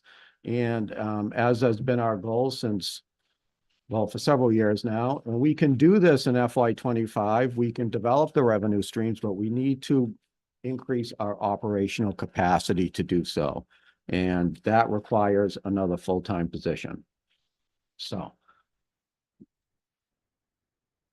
on the budget overview on page 192, I believe, of the online budget book, you'll see that the surplus deficit, 110,000, is going to be applied with retained earnings. That is all of our retained earnings.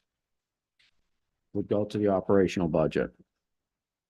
And the personnel budget, I can go through it quickly.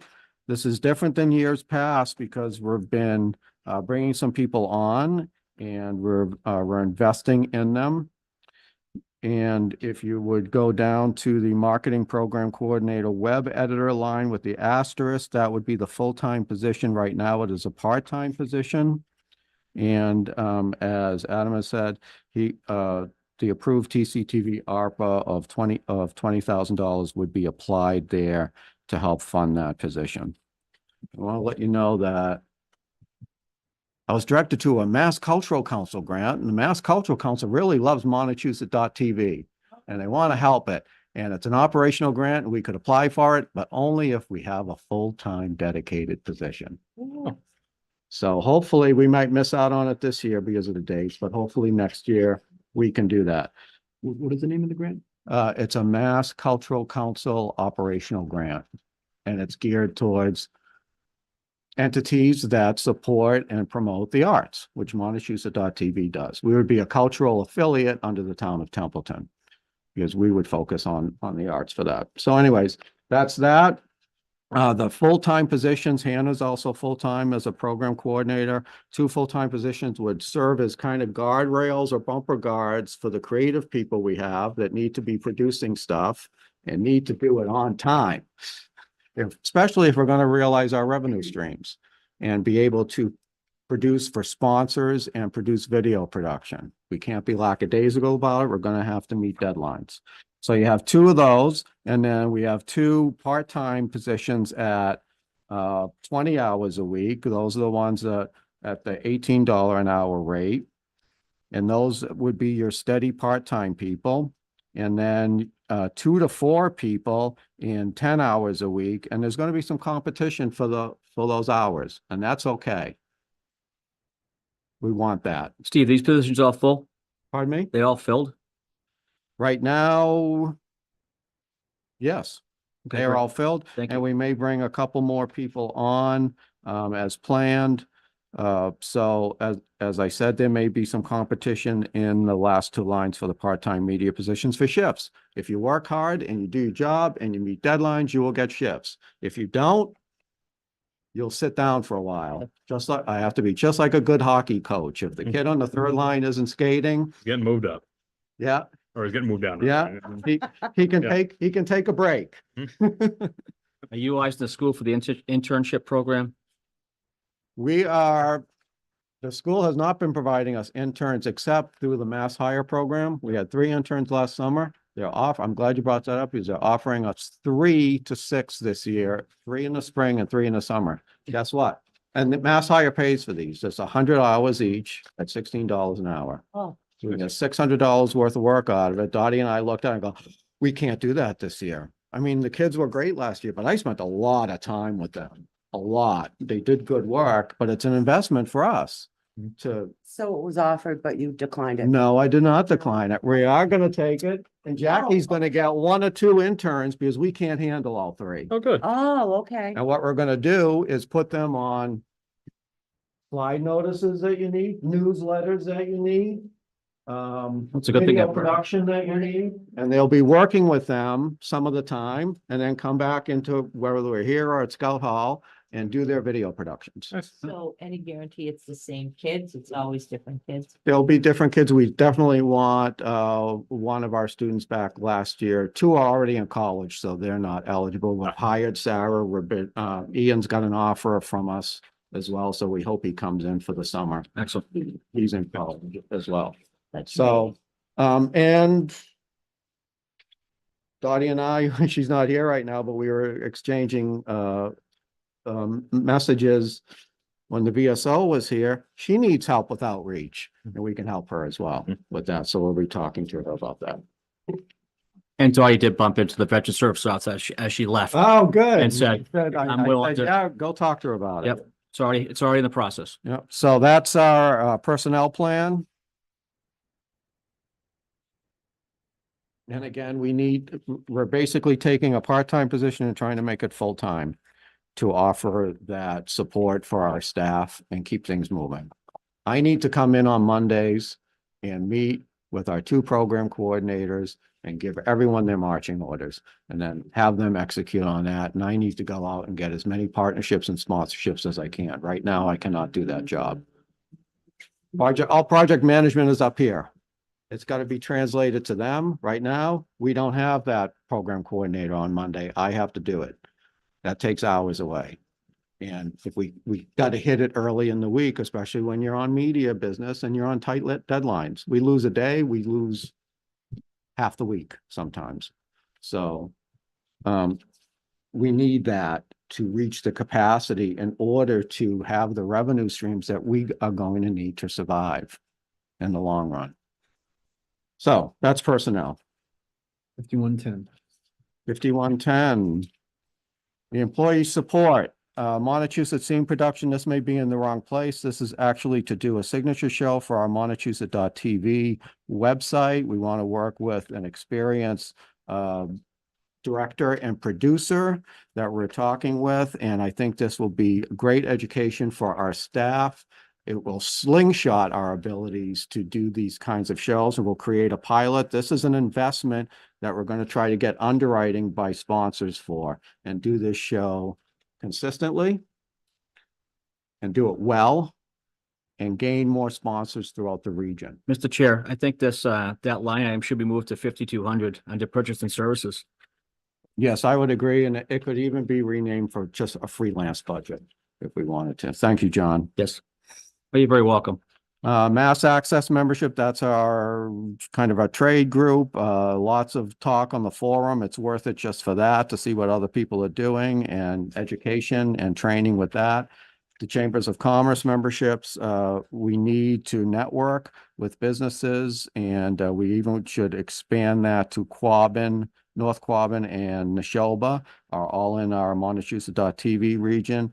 I'd like to do 3,000 for staff training and education. I'm already in training. Dottie's in training on something. We may put 2 other people in training for camera work. Man, the Mount has photo classes, photography classes for $40 and $60. It's a steal. Hmm. I mean, I can teach them some basics, but we can do that. We still offer the Toastmasters memberships. It's great if you want to improve your public speaking, get rid of your ahs and ums. Could have cut a lot of time today with ahs and ums. That's okay. And it would be nice to offer our people scholarships. I actually think that 10% of our revenues, once we get it going, should go to scholarships, and we should sell sponsorships for scholarships.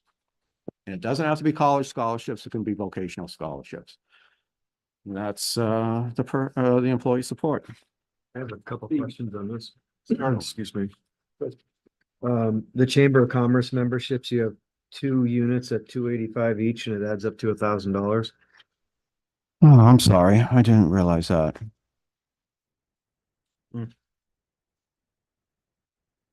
That's a good catch. I don't know. Okay. Oh, I did. I may have just rounded it up thinking of the other ones as well. And we do some sponsorships too with the Gardner Chamber, so it can add up. But if we wanted, we could just take the 285 and double it. I don't know. I don't actually know what North Central is charging. Or just break it out separately, Yeah. maybe. And then the other question on the Toastmasters, is that for you and your employees, or is that for the public? No, I'm glad you asked that. Anyone who's an employee in Templeton can do that. And that's anyone on any board or committee, and I believe any volunteer is considered an employee, right? So we'd like to open that up. Only had one person take advantage of it. I know another one that's willing to go, and working on a couple others. Thank you. That's a follow-up. That's the question I was going to raise. I see we have 10 slots projected, but how many have been utilized on that? Thank you for that. Right. I would still like to leave it open for people because I think it's a great program, and if you take advantage of it, a good public speaker can become a fantastic public speaker, and a nervous public speaker can become a good public speaker with that. So I encourage it for people who can go do that. Mr. Chair. You just educate me a little bit more about Mass Cultural Council grants. I know there's an arts group that I'm affiliated with, and I've been told that the arts group could apply through the Mass Cultural Council for a grant of up to $250,000. I haven't seen that one. And that's my understanding. I mean, secondhand, but that's my understanding. Is there a way that you can tailor your request as a facilities grant through the Mass Cultural Council, or have you looked at that? I had a conversation with the Cultural Council about that very subject last week. Okay. Is that something that? Yeah, so we talked about Scout Hall and having that as a facility. It may need some more things. It may need some air conditioning. It may need mini splits. And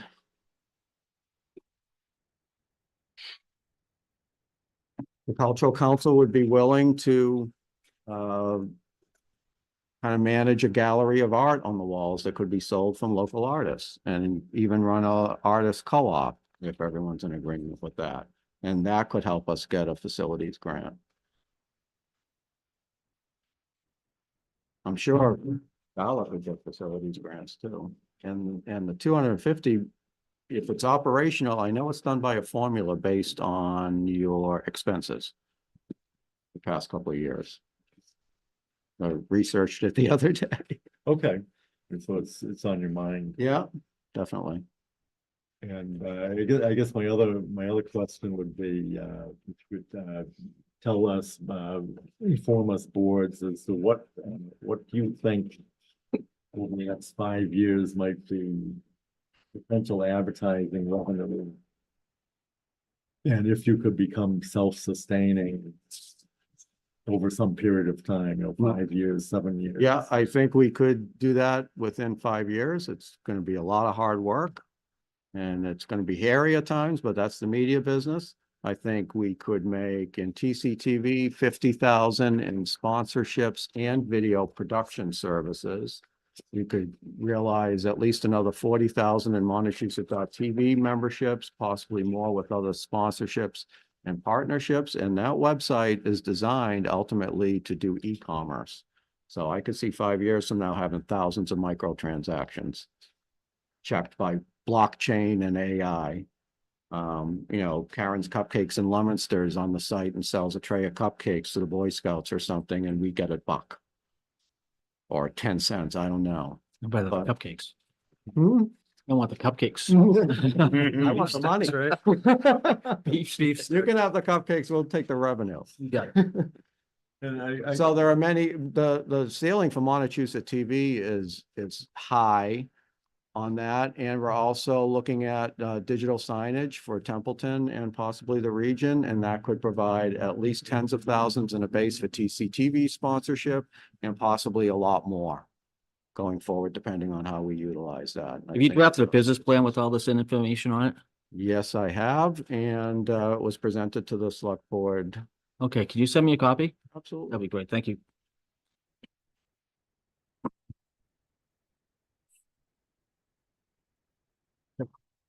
Questions on 5200? I do on 5200. Oh, shoot. Sorry. Just a couple. We were on 5110. Yeah. Oh, I'm sorry. Are we had? 5110. Oh, I'm sorry. Oh, we're moving to 5200, you're all set? I'm all set on 51. Okay. Purchases of services, I've expanded this. Part of this is just organizing it better, so most of our subscriptions are in here. I'll go through some of the big ones. The phone internet service, we had to double in anticipation of Scout Hall. We're hoping to get a grant from the Mass Broadband Institute, depending on how we set it up, and in talks with Jackie and Graceland on that to prepare that, and to see if we can get Scout Hall funded for connectivity and networking. That could save us a bundle there. The 3,000 for promotional budget is needed for our own promotions, and we're going to have to get out there and really market things. The purchase of our apparel was huge. I wear this jacket out and I get stopped all the time now, and I have great conversations with people about TCTV and Montechusett.tv. It's well worth it. Advertising budget, we also do ads on social, boosts. We're going to need ad boosts for our clients and also to the Chambers of Commerce. Hopefully we'll be doing partnerships with them when we open up the Montechusett.tv partnerships, so we could defray those costs. Adobe Creative Cloud, I heard the development services could use it. They can use ours. We work with them well. So we're happy to share that. The Zoom subscription, well, I won't go down everything. The Castus cloud monthly subscription, that allows us to stream. We're writing it right now. And the 2,000 for the My Isaac, that's a scheduling and project management system that we're looking at very hard. Would really help us get organized potentially, and also keep track of all of our inventory, which is crucial in our business. And we're going to need things like constant contact for email marketing, DocuSign, so forth, if we do digital marketing, which we need to do. So I just noticed again on a couple of these, the Adobe Creative Cloud, the cost, you have one unit at $1,000 and then the request is for No. 1,200. Yeah, I think it's gone up to at least 1,100, so that's my mistake. And the Zoom went from 100 to 150. Okay, I'll check on the Zoom subscription. Zoom, I think we ride one side of it with the town government having the other side of it, and it's about $300 a year. We may have to switch to a webinar format, depending on what the state does with public access to meetings. So I don't know where that's going to go. Streaming with webinar, call custom service, right? So it's going to be more expensive. So we may want to leave a little pad in there. Steve, I for do that. know Zoom, if you have a private account, the costs have gone up Mhm. pretty significantly. Yeah. And I also have the benefit working part-time at the Mount through the state's contract. As long as I'm an employee, I can access that account as well. Mhm. I'll recheck our subscription price too, so we may actually have to raise that. Okay, thank you for asking that. Yeah, just so the numbers are all Mhm, consistent. Yep. Any other questions? 5200. Right, moving on to 5400. Supplies. proud to say I have never bought paper clips here. I picked them up off of the floor and we reused them. There's plenty around. And the heating oil is for the light department garage. We're having an easy year this year. We usually use at least 700 to 800. Office supplies, hey, maybe we'll, like Bob, we can get some Christmas lights. That would be nice, huh? Oh. I'll be all set. Baby or? Any questions? 5,400. So you're paying the heating costs for the garage? That's what I was gonna ask. Yeah, and you go behind our door and there's an air conditioning running. Because we have to keep our stuff cool, but the garage apparently needs to be heated for the Climate pipes, control, right? For your materials. just because of the pipes, The water pipes, you know? Yeah. Unless you. but want it's to owned by shut the off. light department, right? Yeah. Okay, thank you. You're welcome. I would say this, they've always given us free rent there and they replaced the roof when we needed it done. Wow. So they've been That's wonderful. nice of you to make that statement. Yeah, they've been wonderful landlords. I really appreciate them Excellent. as well. I don't mind paying the oil there. Even though it's ridiculous that we're heating a leaky garage and behind the doors and AC Yeah. running, you know? And here we get, well, the 5,600, I'll leave up to Adam for the indirects. I don't know how to do that. And finally, the cap. I'll just look for him to give us a thumbs up. Is the indirects?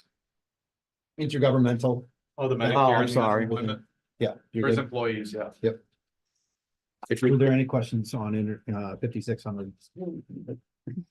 5,700. At 5,700, our capital account, as I've said in the past, sometimes you see a multi-year plan here because we just want to have it available if we need it. We usually never use it all. However, with this large operational budget that we're going to need to continue our services and really help kickstart economic development in Templeton. As you can see, the lump sum disallowed, we're down to $9,000. And that's hard to work with. The Scout Hall equipment and furnishings, we've always said we're going to do that. We hope that that's a high number. We're already, reserving furniture for furnishings for our needs, and I think we're getting about 6,000 at about 3,000 for that. And some of that may have to go into security for Scout Hall as well. I had in services security based on if we wanted to go with an ADT type of subscription. There should be cameras inside, but we may do a do-it-yourself project because a couple people on our cable committee are IT professionals and can help us do these things. So hopefully we'll get those sites, those costs down. If we had to redo this conference room, I'd budget 9,000 for it for a system. I don't think we'll have to do it. And there's a big chunk of 60,000 in there if we need to relocate our broadcast location in the light department barn. It is in a floodplain, and Comcast wants or has had TV stations upgrade to fiber encoders at the cost of $40,000. They like to put it in the contract. I want to get it in a grant, so then we can get other things in a contract. So this is where having a cable lawyer comes in handy because we may have to send them a nasty grant about it. I've been trying to get quotes to them for a year on this. And we may be able to roll that into the MBI grant if we choose to go that distance. So, and this is where we're asking for additional help with the 125,000, and as the advisory committee has requested as well. Discussion on 5,700. Definitely looking for different funding sources for, I know Steve's got a lot going on. Whether it's grants, whether it's what we can, at this point, we can't, it's not a lot of squeaking out of the budget, but grants, other opportunities, go to capital. Some of these look completely achievable by capital in the coming year. But that's how I would approach funding for these. I would also just like to acknowledge that I've heard a lot, Steve, from today about, really entrepreneurial thinking, which I think is excellent. Thank you. And also the fact that you're diligent going after all these grants that you can. So keep up the good work. Well, thank you very much. I appreciate that. And I know you do financial projections, right? I do. So I'd be glad to work with you. And Volunteering me for some extra work. No. Any other? tap into your expertise.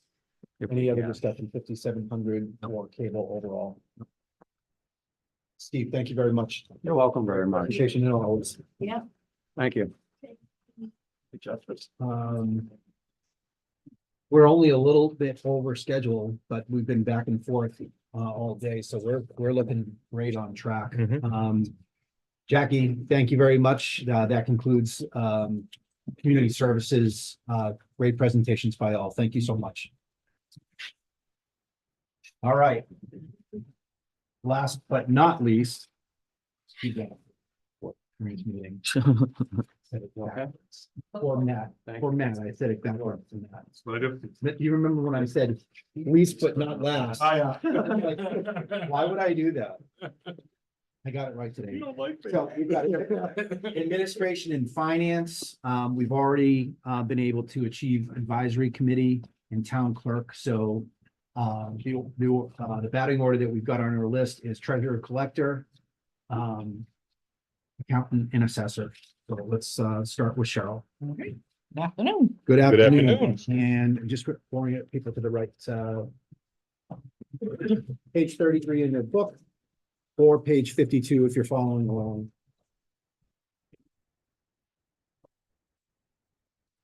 And Cheryl, I don't know if you watched it all today, however you want to, if you want to jump right in. 50, did I say 52?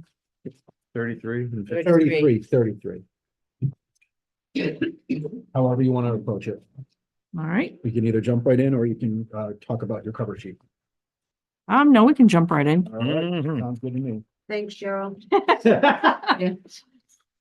So payroll the personnel is just me, myself and Danielle. I don't think there's anything different in there. That's what covers everything. The certification is a stipend for the certification each year. It's a yearly. Any questions? 51. All right, employee support.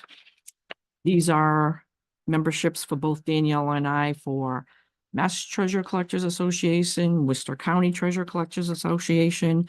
This is where if we have a meeting we go to, sometimes we have to pay a fee, sometimes we don't. It's our schooling and the Cape Conference.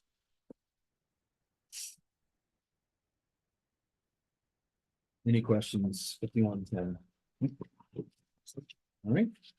Purchase of services is Hilltop charges us a yearly fee. That seems to go up a little bit each year. And then just the billing company for our real estate and excise bills.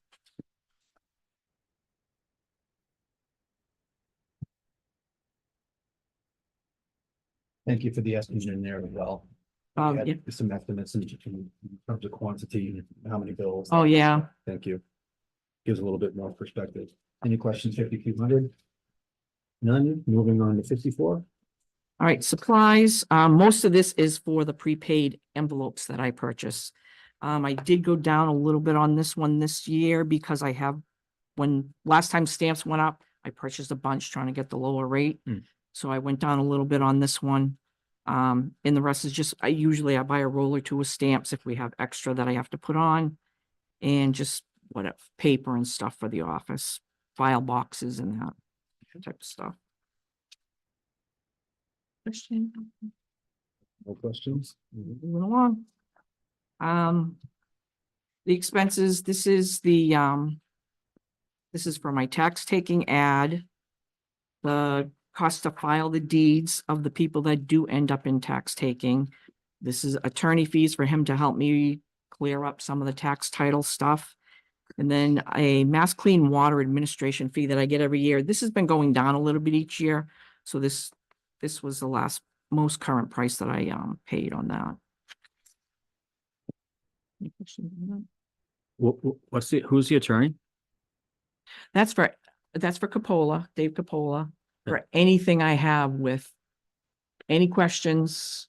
He helps me if we have a lot of tax takings that have to be reversed. Right. So he has to file a disclaimer for me. All these things cost money.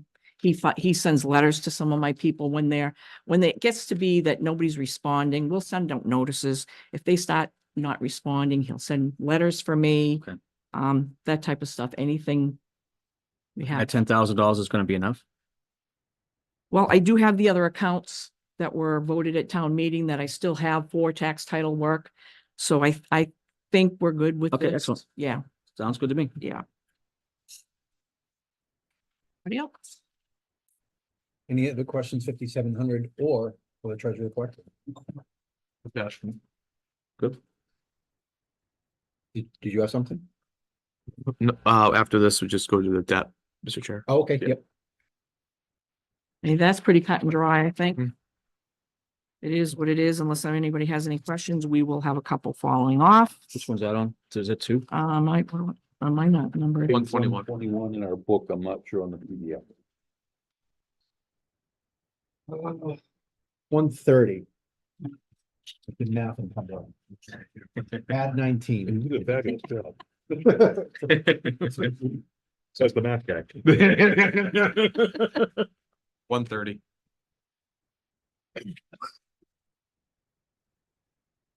Okay.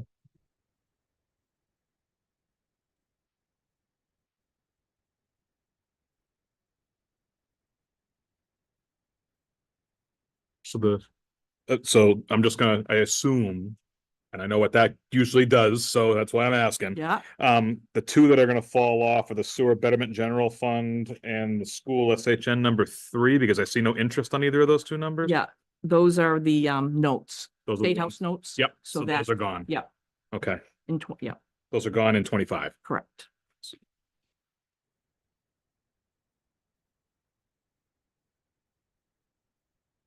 Cheryl or I know Kelly's watching as well. I don't know.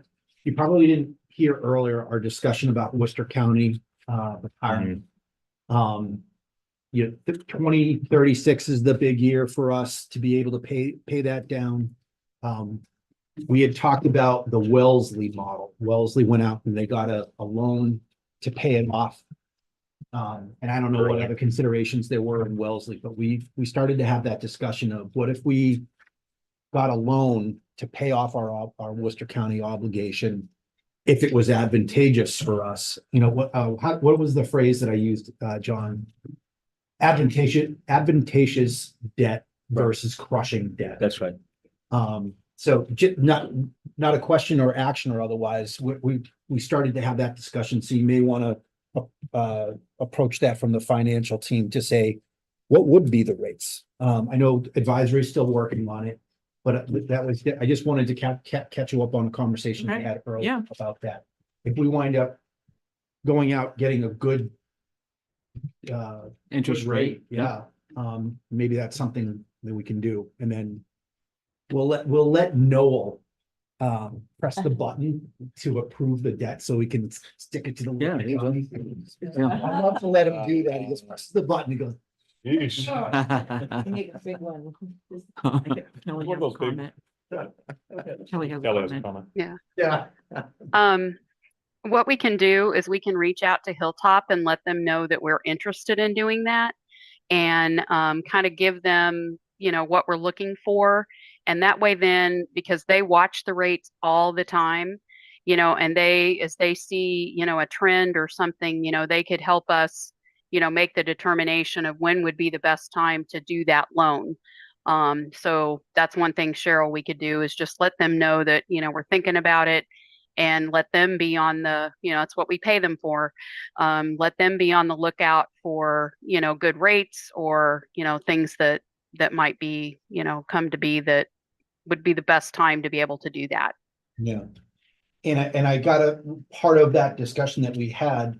I know when we go through our audits and Mr. Roselli talks about putting our money in the right places, that it's the same kind of thing that I was thinking about, you know, it reflects well on us to be able to say, you took a smart approach to what your obligations are, or your debt obligations. So again, I just wanted to kind of catch you up with that conversation. No, I we had appreciate it, today. yeah. Okay.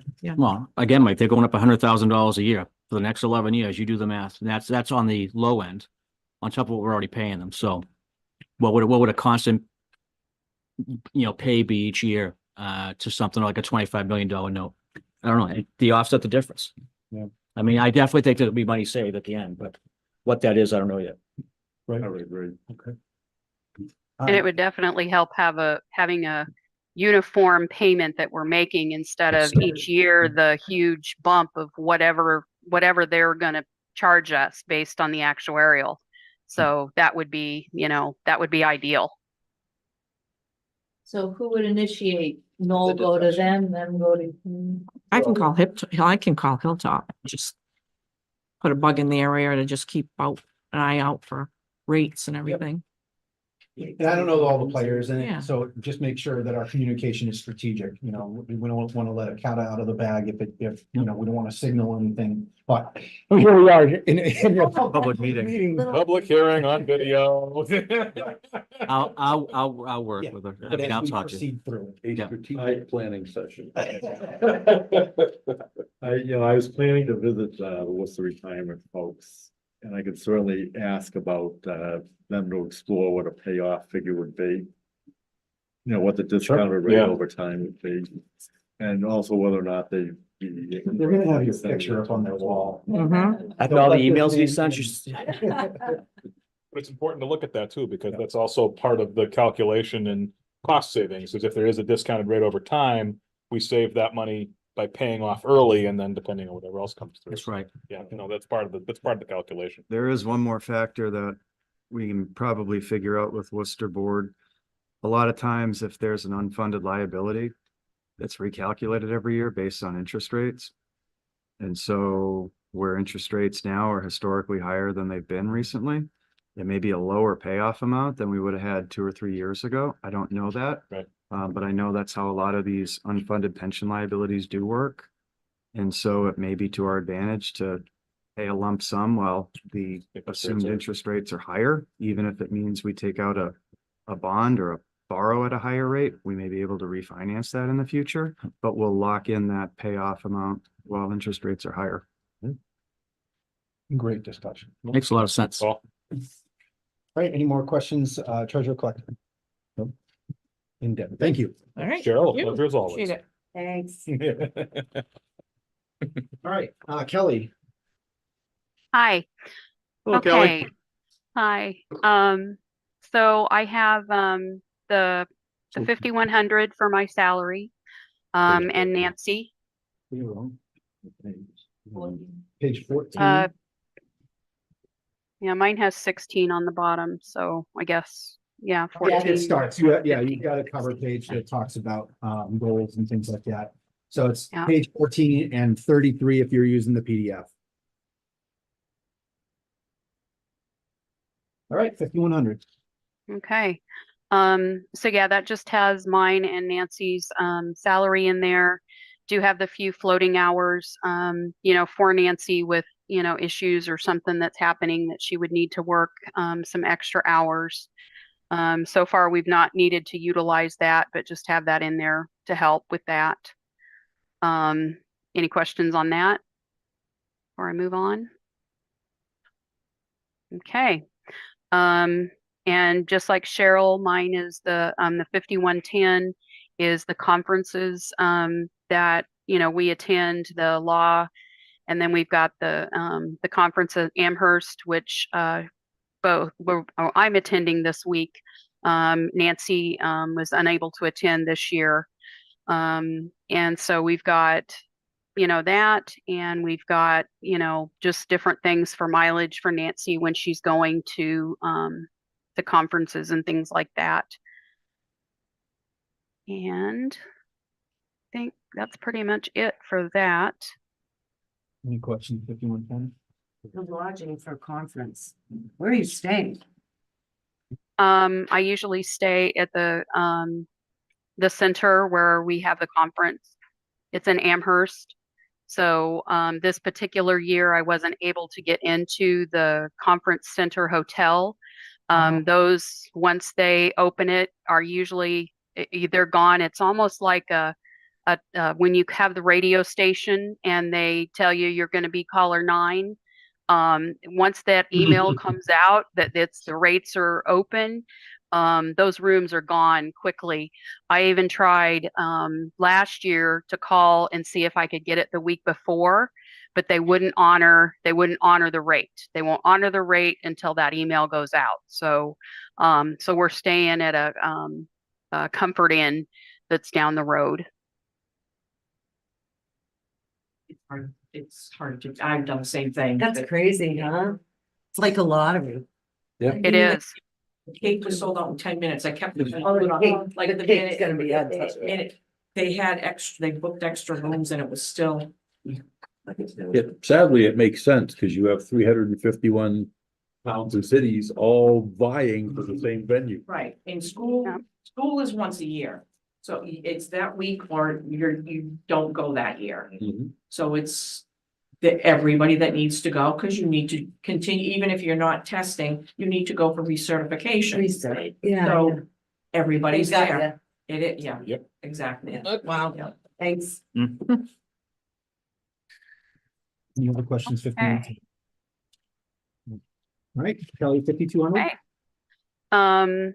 So the one for here is just the forecast of the Vadar software support. Our audit cost, the OPEB liability evaluation, and then the Harper's payroll, so that we can still have access to our old payroll system. We're getting closer, which I think within maybe a year or two, we would be able to get rid of that.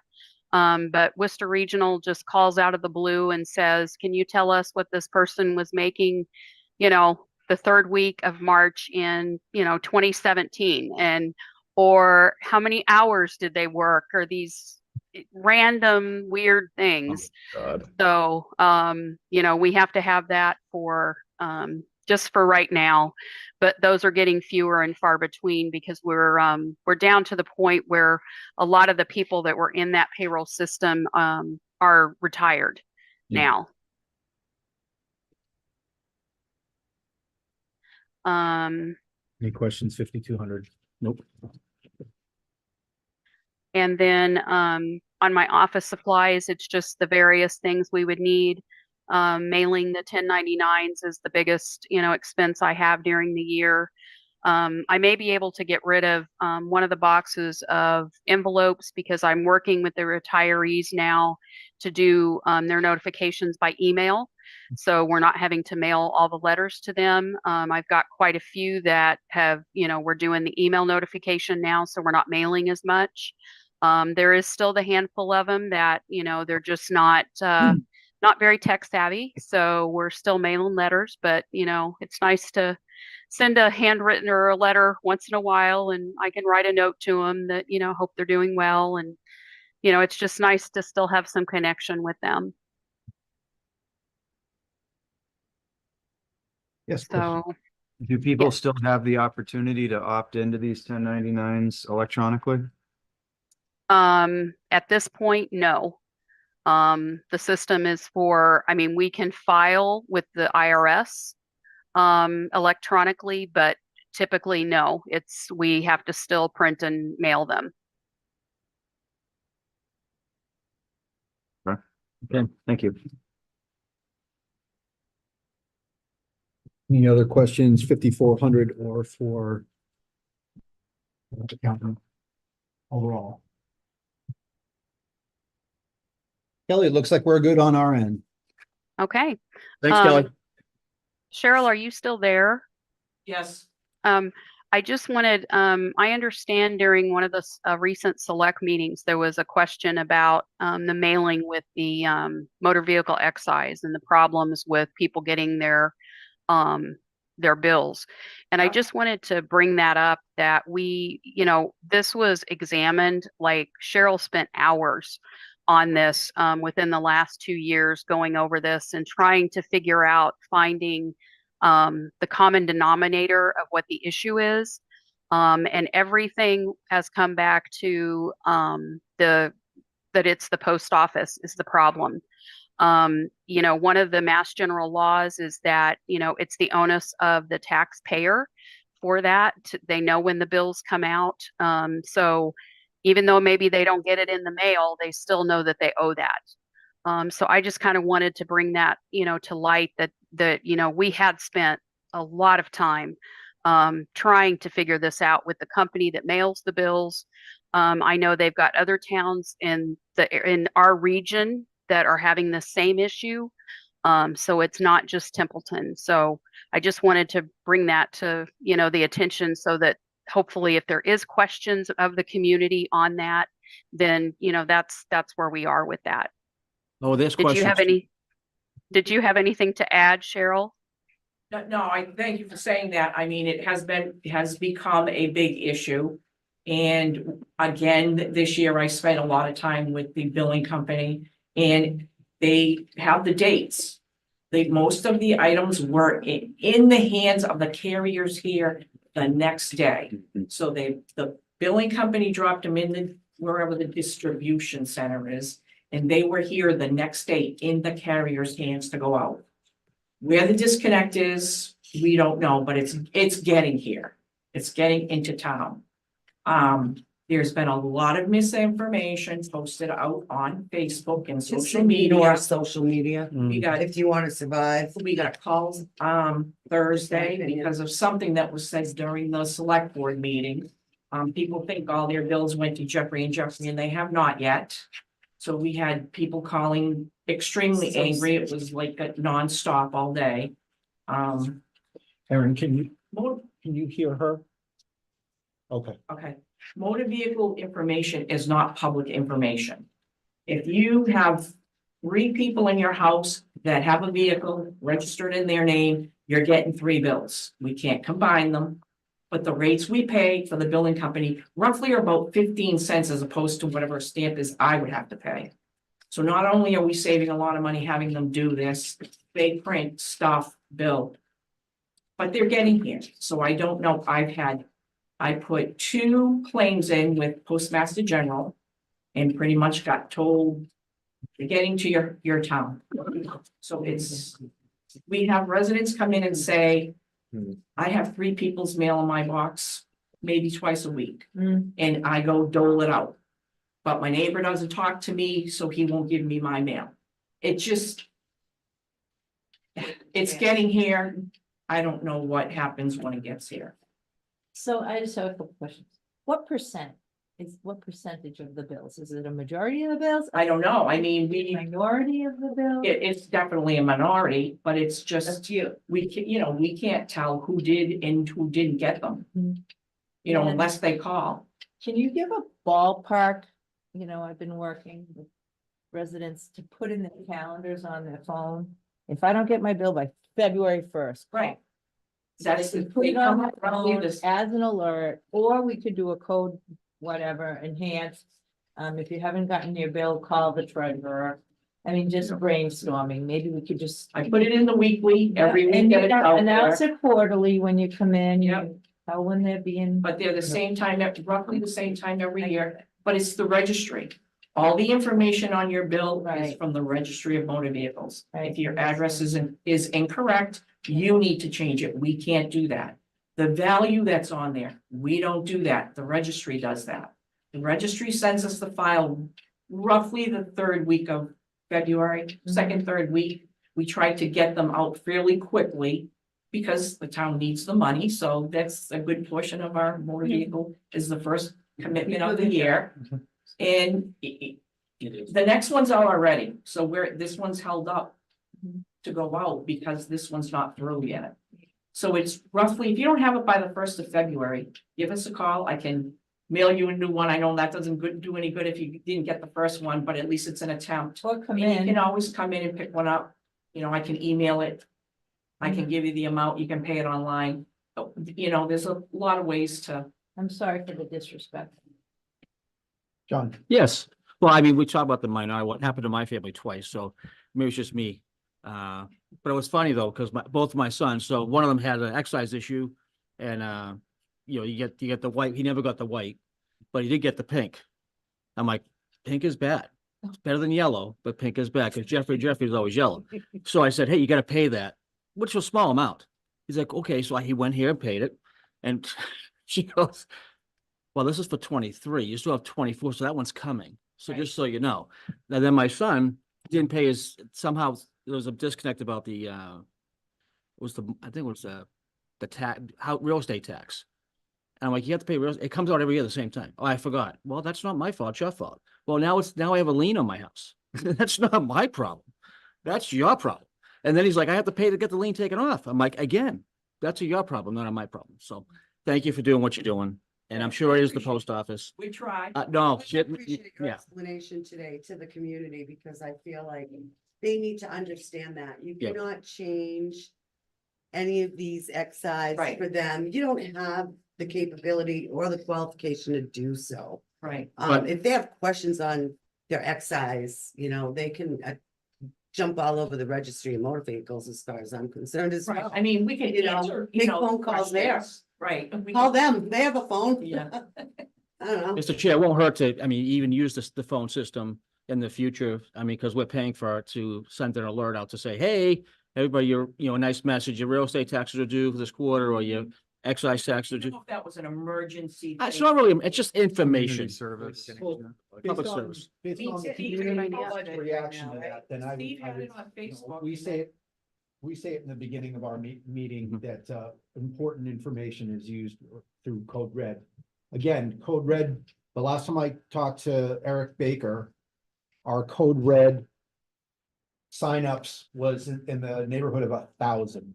Oh, really? That's low. Oh. That's why I include it every week. I've got my, elevator speech or whatever, but I keep it on there because it really is important for people to sign up for that. Right. Weather alerts, town initiated, information. Mhm. So it is a good thing, plug it right now. If we decide that Code Red would be a good thing to do. Eric is ridiculously responsive for Yes. those. All we have to do Good tea. is send that text and he is on it. So if that's a way that we can increase Yeah, absolutely. awareness of it. In partnership with the school too. Have something he wanted to share. Yeah, I just have a comment, and I'm not swinging an arrow, I'm just making a general comment, because this has gone on. Last year, I got pinched on this too. I ended up with the pink notices and the yellow notices, and it's like, wait a minute, where's the white paper? But as I investigated it last year, this year, I did get all my bills, but there were multiples in one envelope. There can be, if the names are the same. Yep. There can be. Yep, I got mine. But, and there's always a but, I think we have a process error. I think we've just identified it. The RMV kicks out this assessment. Then it comes to the town. Correct me if I'm wrong, As a Mr. file, Graves, yeah, to it's your on office as a file. Goes to the assessor. Then it gets sent out to an independent agency to print it, stuff the envelopes and mail it. Then it comes back to the town. Let's cut the middlemen out of the chase. Let's let the RMV send the bill. And do we need to approach the legislation with that? I don't know. It's a thought. Again, if we're gonna sit here and Is that brainstorm, how most towns do it? I can answer that. Sure. Motor vehicle excise has to be committed by the assessor. Cheryl can't do that and the RMV can't do that. They send us the files. I'm the one that has to put it into the billing system, and then Cheryl gets a hold of it, and then she can send it out to the billing company, or for the smaller commitments, she can do it in-house. Okay. But under Mass General Law, that has to be sent to the assessor's office. So that's. Yeah, Thank you for that Actually, explanation. what I'd like to do, just because we've still got one more to go for time. I'd like to limit more discussion on that because we got through the budget aspect of it. I think it was a good opportune time to talk through this and like Julie was saying, to get an explanation, some more discussion. Actually, some good ideas came out of it. So I think that's good. We could probably go on for a while on it. I'd like to limit debate. Does everyone agree with that? Yep. Absolutely. Do you have something really quick? Yeah, they Again, verify the numbers each time from office to office. When they come in, there's numbers, she can flag certain bills and make sure that they're there. And then each office verifies the number from the registry to the first person, from that person to the next person. And they're all adding up. Is what you just. So if 100 come from the registry, Oh, Cheryl I signed for understand what you're saying. 100, Yep. or Justice, and Of course, Justice audit. sent them to. Yep. You know, billing company, once they get the files, Right. send us I get like the five. number of bills going out and the amount of the number of bills going out. So I take that to him, we verify, we check that off before we approve this bills to be printed. Yeah. And So we know they have each and every one of them. Yeah. And just another, I'll come up because I'm next. Please. But just to also make another point, Don, is the reason Nice why job. the assessors commit it is because it's a local receipt and all revenues from motor vehicle excise. The town commits it, the town collects it, it stays within the town. It doesn't go through the registry. So that's also why that is the way it is in Mass General Law. They just give us the data. They just give us the data because the registry of motor vehicles, they register all vehicles, all registered, yeah, so. Good discussion, everybody. Glad we had the time to do it. Thank you, Kelly. And finishing up today, the assessor's office.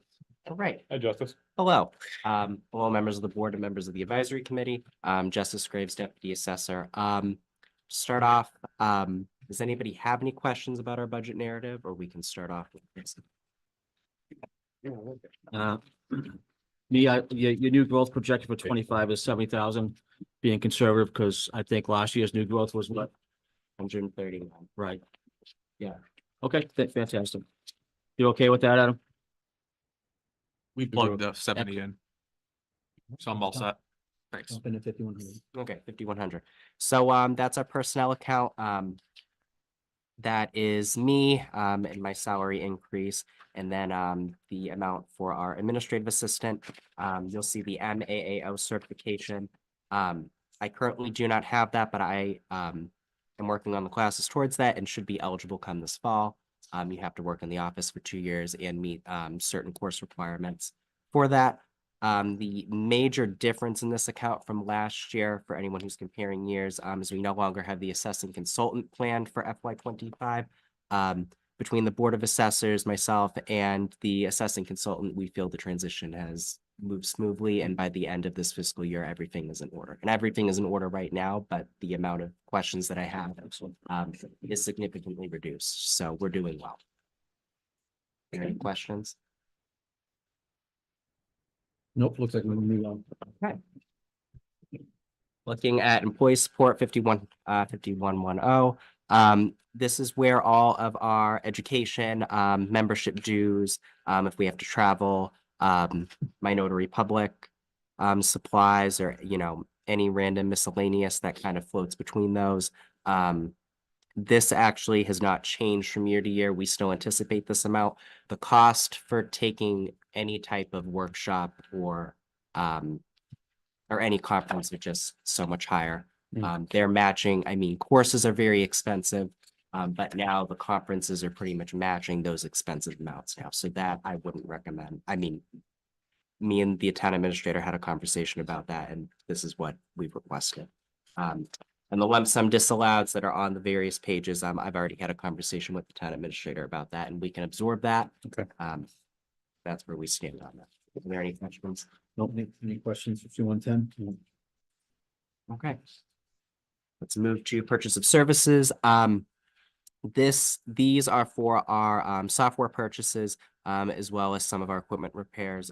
We do pay for the Gardner News subscription for Town Hall, where I'm able to see all of the different things that have gone through or about to go through on probate, or any listings for properties that are not on MLS. They'll put it in the classifieds on there, as well as I'm able to see everything that the town posts, so that we have visual confirmation of that. Vision software did go up. You see it on the supporting documentation on the next page from there. So that is the increase for that Vision software. That is where we hold all of our data for our real estate and personal property information before it gets sent into the billing software. You still happy with it?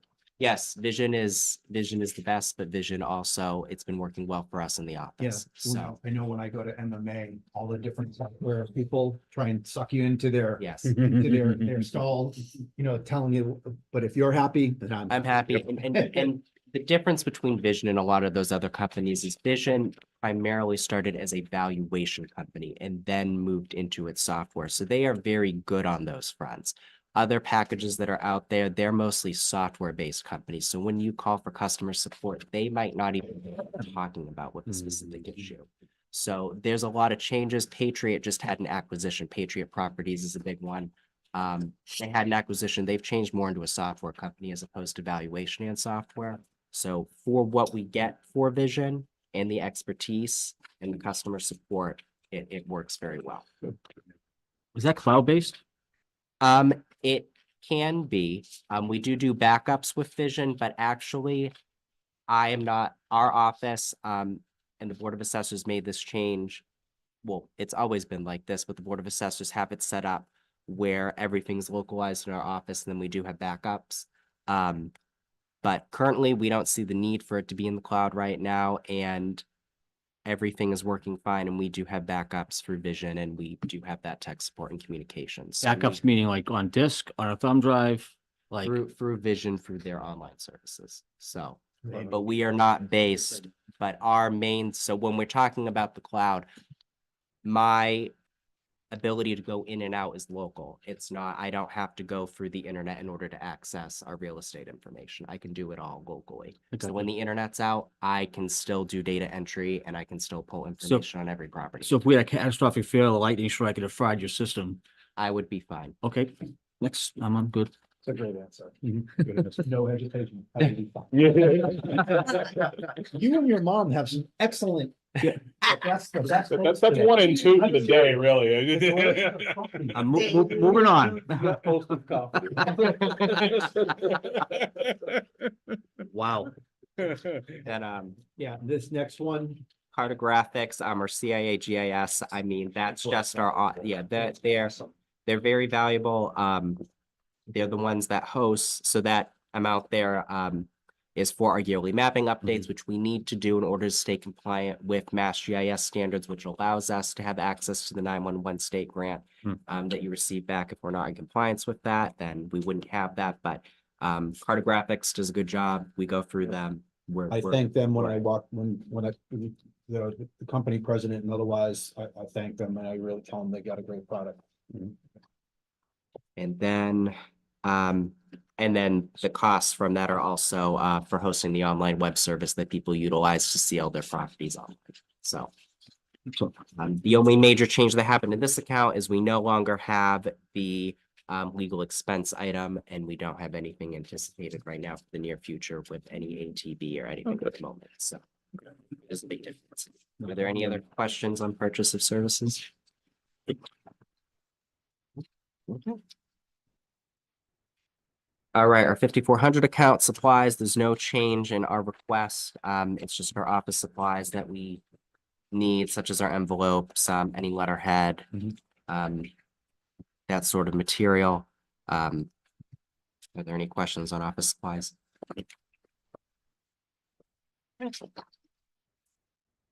And then our other account, our 5700 account,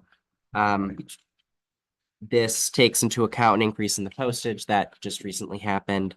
And then most people don't know this, but whenever plans are filed at the Worcester Registry of Deeds, the town does have to pay for per page, it's $2 per page that we have to pay for. The assessors receive that so that we can update our maps with those. While I don't anticipate a lot of individual building, the state and some other private landowners have been very active in cutting up their land, and I anticipate more plans to come through in the next fiscal year. So we have that at about 20 pages right now that we anticipate from the registry. We've been doing well with that so far, but just wanted to make you aware of that. Are there any questions? No, Justice, great job. Any further questions for the deputy assessor? No, awesome job. Very good. Yeah. Thank Through you. the chair, though, just a thought, postage, every department has it in their budget. Yeah. No, there's no way that you can consolidate like by building. I don't think there's enough postage to add enough to do a consolidation, like have like a postal room here where they can run their stuff through the machine. I don't think there's enough It's, the bank's not gonna match the dollar, I don't think. Okay. I think we're paying too much more money for that versus what I they're do doing right feel now. Like each individual department in this building alone. You got 5 that are, they're within their budget, you know. Anybody it's ever considered a bulk mail? A permit? bulk Yeah, I mean, we might save us a looked at lot of that. money. Then you Yeah. gotta What's that? pre-store it, you have to, so it's more work on our end if we do that. It would save money. I have looked into a postage meter, Oh, but yeah. the rental cost of a postage meter, you know, you're leasing it or you're renting or whatever. It's just, it's not, it's easy cost effective. It Not really really isn't. cost effective. Yeah. Let the department heads lick their own stamps. They're good. They come with glue on them. Oh, Wow. They're doing a great job. They really are. Maybe. Thanks, Justice. nice job, Justice. Thank you. As we get bigger. Town gets bigger. Folks, that wraps up the schedule, and we're doing very well on Been time. on schedule. So Ugh. Got 10. Oh, God. how do you want to get going? I asked the board, would you want me to go through the draft warrant or how would you like me to proceed?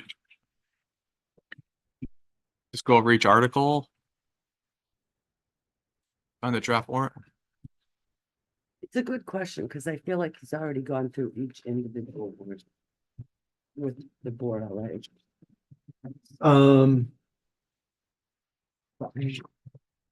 I think we could get, what I don't think we have time for today is a discussion of the items, but I think running through it article by article, if you just call our attention to it as we go through. I would reserve discussion for follow-on meetings. I think we're doing great for time. I've got a kid pickup at 4. So we've got, we'll run through the warrant.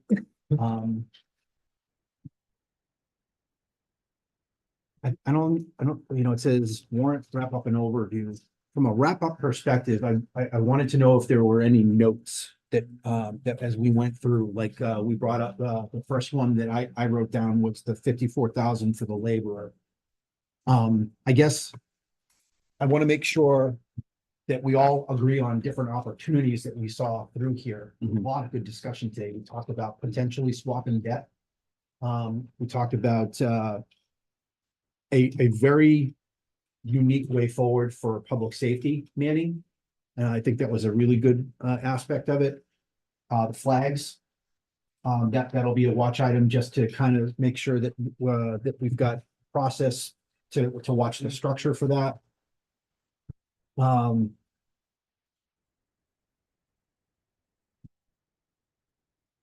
Noel wanted to take a look at the facility to see if there was any potential for a discussion on a surcharge or some kind of tax or surcharge for our ambulance services for the amount of kind of lopsided, I think maybe lopsided is not the right word, but heavy use. Imbalance. Yep.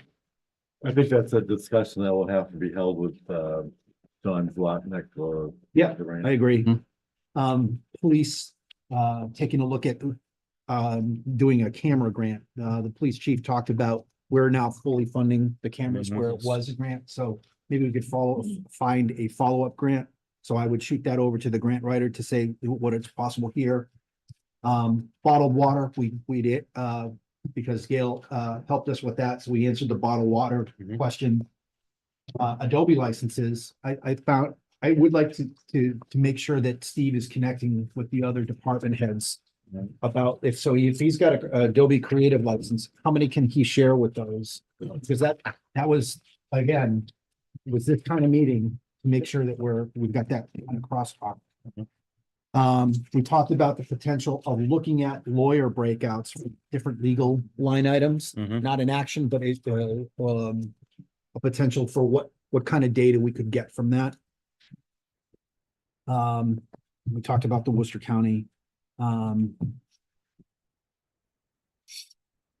Mass Culture Grant for TCTV. Very robust discussion on, Michelle's assessment of the Veterans Office. Anything else that we just wanted to capture as a major item? Go ahead. Just point out the discussion about breaking out reimbursement from Mart perhaps into its own line Back to the again, or revolving account account. again, the revolving fund like it was before. And on the veterans, you know, you mentioned about expanding hours potentially. And, you know, she's limited, but she said she'd be open to, expanding them the day she's here. Right. Well, adding into the budget, so like I framed it from a, is the requirement, I asked her, is the requirement a full-time person? And I didn't necessarily hear her say no, but that she did not need it to be. But because there's, she's working so many hours otherwise. I definitely said what we need to watch is to make sure that the hours are adequate for compensation for doing that. And that potentially in the future, we may need to change that. And, then John mentioned potentially make the downstairs of the senior center a garage. Oh, good catch. Yep. I'd like to put some eyeballs on that. I can picture it, but I can't picture it the way that you're describing, so. So basically utilize open space in some of those. For right now, until they can get kept, Temporarily. Yeah, temporarily. That's kind of what I had in my notes, a temporary fix. Thank you. Any other items that we just wanted to capture as like a significant? Two quick things. Sure. Just a general observation, it's across all departments. One of the things that I was picking up on is office supplies. Everybody has a need for office supplies. And the way it's put out here, it's a little confusing. Are we doing a central purchasing townwide, or is every department operating in their own little silo? If they are operating in their own little silo, why aren't we doing a central purchasing? Good question. Because I That's think how I feel about the stamps. bulk purchasing, we get a better rate and we get better pricing. And just one item that I don't see here, and I'm gonna ask the question, I know it's been addressed recently through citizen input. I know we talked about this at our workshop back in the fall. We talked about an HR position. I don't see it here. According to our work plan, we're supposed to be implementing it in FY 2025. What is the select board, Well, to answer That's some of the probably- question on the bulk purchasing, I did look into that. More than one time. I think we did. And with Staples, with the other big red truck, what's the other company we use? WB Mason. I used those two as examples and went through like, envelopes, paper clips and all that stuff. Unfortunately, when you look at a budget as robust as, well, not robust, but as large as this is, and we're trying to manage it, it wasn't big enough. There was no real cost savings. In fact, it was more of a hardship because now it would all come here. So this would be the central location. Then you have storage. There's other requirements. Yeah, they could distribute to each department. They would have to come in to grab their stuff potentially. Yeah. We But could control it at some point, but if it's not cost. I didn't see it. I mean, obviously this was a couple of years ago. I mean, definitely somebody taking a peek a look at that. But as far as what I did, there was really it was more of a hindrance. And I went to all the directorates and they said there was like, I mean, for the amount of money they do put on that, $500, $600, wherever it's going to be. If you tally them all up, it really wasn't enough to really move the needle. So we kind of let them do their own bulk, their own ordering type of thing. Combined, we're not ordering enough to make it go down. Right. Yeah. Yeah. I mean, because paper was the big one. In fact, we even brought Phillipston in.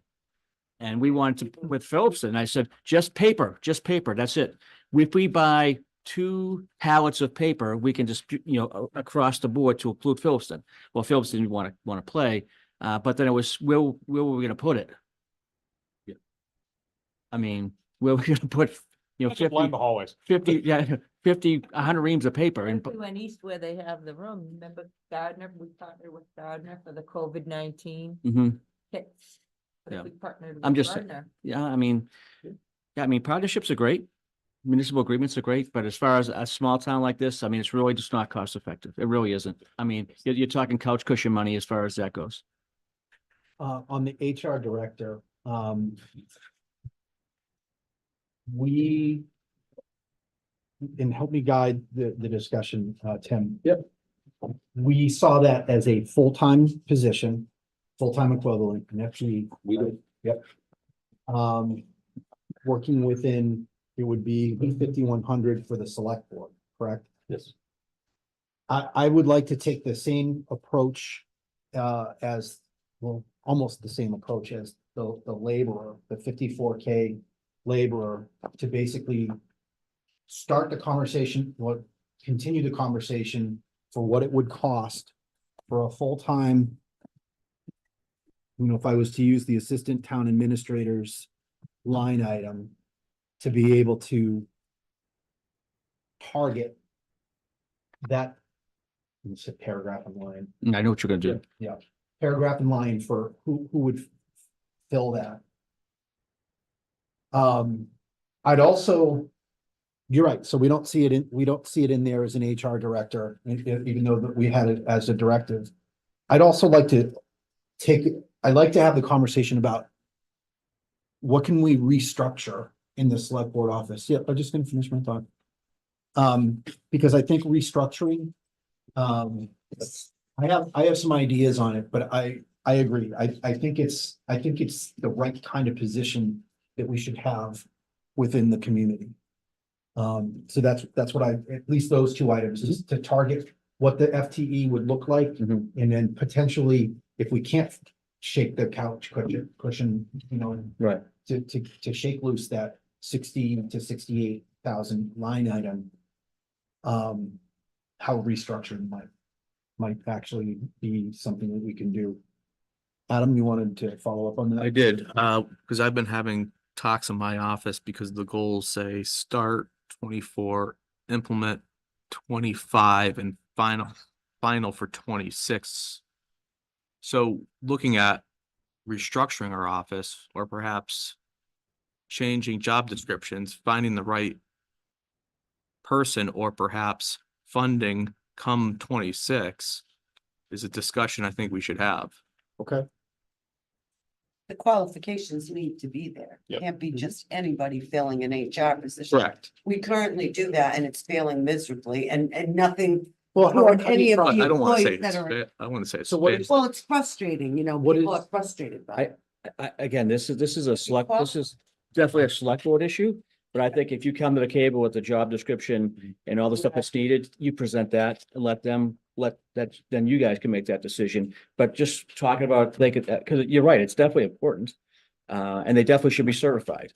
But having that joint conversation now, which is great, it's really not going to solve anything right here. I mean, obviously, you're going to get all the other tools in place in order for you to make a rational decision based on what's the best interest of the town. What's the priority if we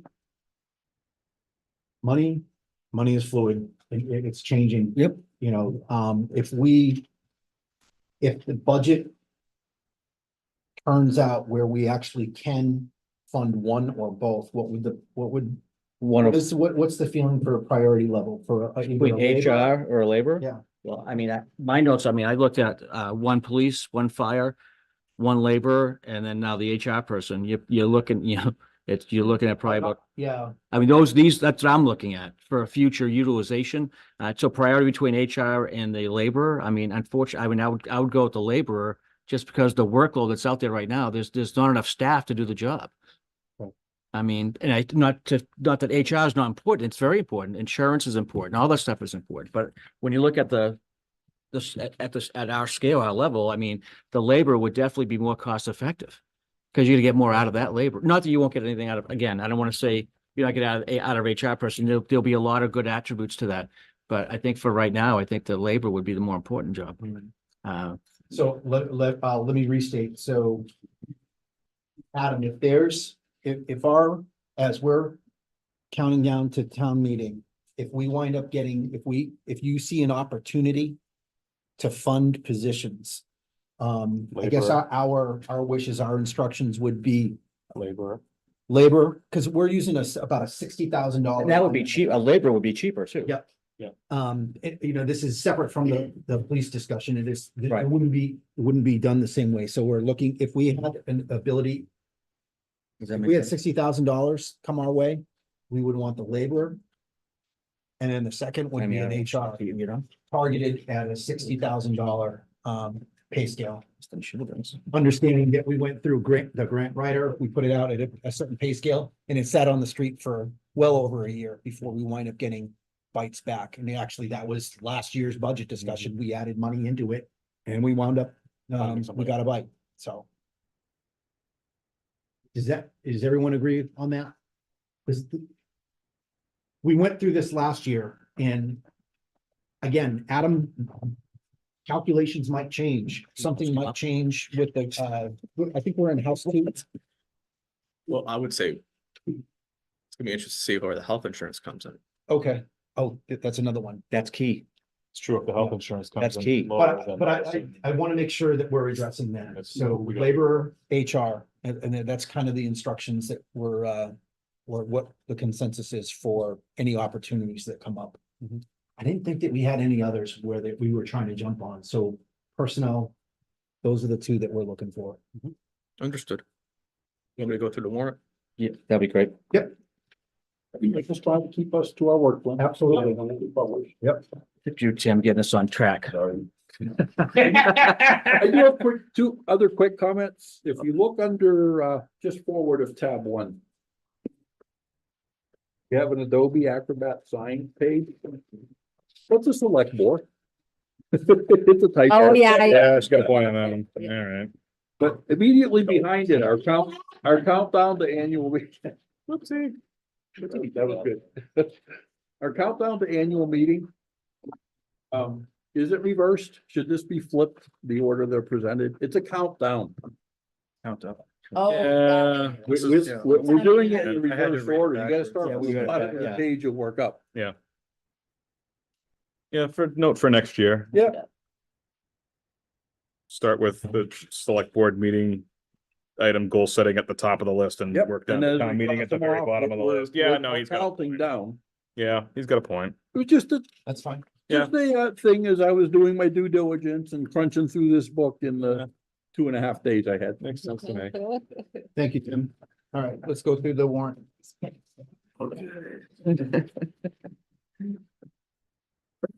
Okay, what you have on your draft warrant. Article 1, payment of late bills. This was submitted again by the general manager, Light and Water. For the streetlights, building and grounds, $5,896. Article 2, fiscal year 2024 operating budget amendments. I expect this to change. I don't believe our snow and ice deficit will be 150,000, so Be lower than that by correct. what is it right now? Would Bob say 60, I believe? 60? Okay. Article 3 is the fiscal year 2024 sewer department operating budget supplement. Yep. That was a request of the sewer commissioners. 70K. Article 4, 70K is coming from their certified retained earnings. Yes. correct. Yeah, okay. Article 4, consent agenda. Yep. This is for the town report. Report of committees, setting annual spending limits of revolving funds. The department heads are comfortable with the current limits on the revolving funds, so I didn't see any changes there from 2024. The only one I'm waiting to hear back from Parks and Rec is looking at that 60, to see if that's sufficient, because I guess they're getting, if you look at the budget versus actual, it's getting kind of close there. Okay. For fiscal year 24. Okay. Article 5, the select board voted to add the Main Street Bridge debt exclusion for repair.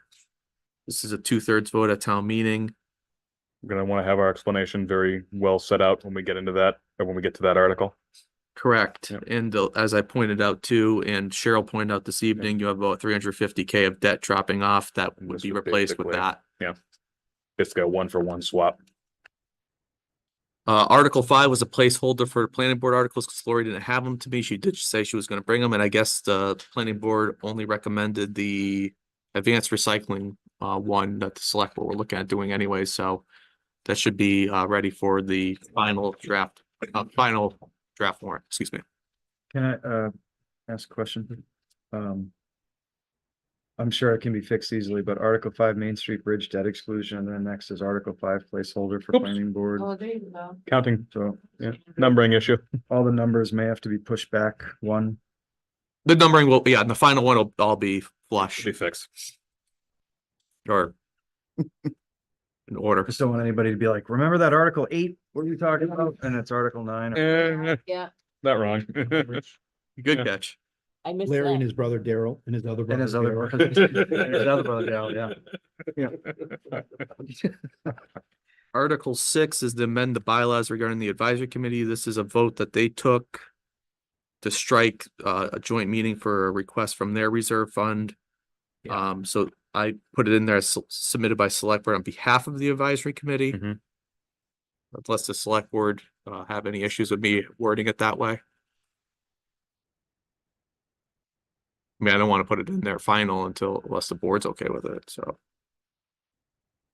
This came from you. It did. Okay. It did. And I had to reword my words. It's not that I was wasting our time, meaning the advisory committee's time. It was more so wasting your time. Because you had no vote, but they wanted for monies that were already allocated to us, voted by the people for us to be in charge of and responsible for, to have a joint meeting for the reserve fund with you. It didn't make any sense to me. End of year spending, all, money transfers, that type of stuff. Absolutely. Joint meetings all day long. This, No, We also determined that they can come if they want anyway. that's right. Right. Yeah, yeah, absolutely. More than welcome to come to the meeting. Any issues with the language Door's about always open. Mhm. submitted by the select board on behalf of advisory? Lights always on. No? Okay. Article 7, amend the bylaws regarding capital improvements committee. This was same language submitted by select board on behalf of the capital improvements committee. I believe that language they are looking at adding the town treasurer collector or designee.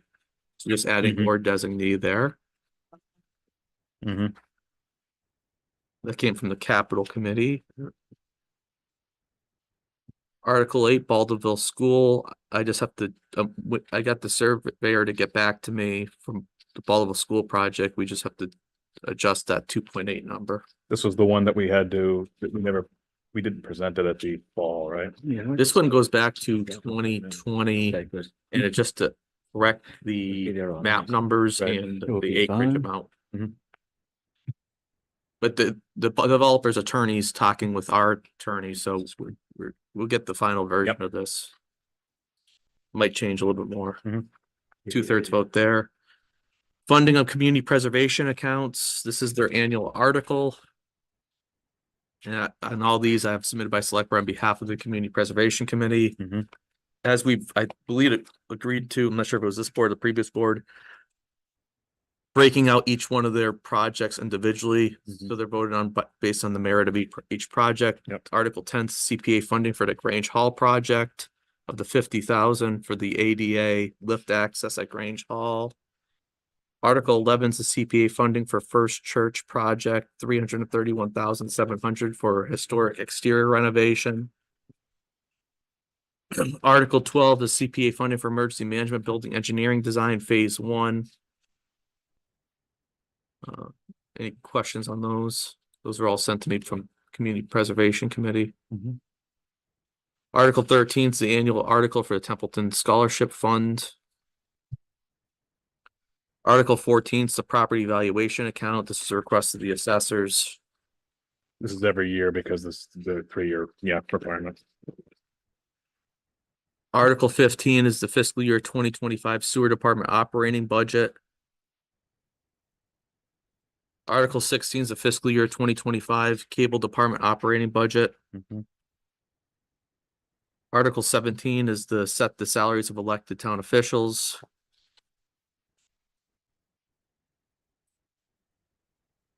Article 18 is the funding for ambulance department operations. Article 19 fiscal year 2025 general fund operating budget. This number will be in front of the board for action at their business meeting. So if the board were to look at making any changes to it, it would be when they adopt the budget at your business meeting. So that'll go in front of the select board to approve the budget, your next business meeting, not this Wednesday, but the following. I mean, do you foresee the 10 million being changed?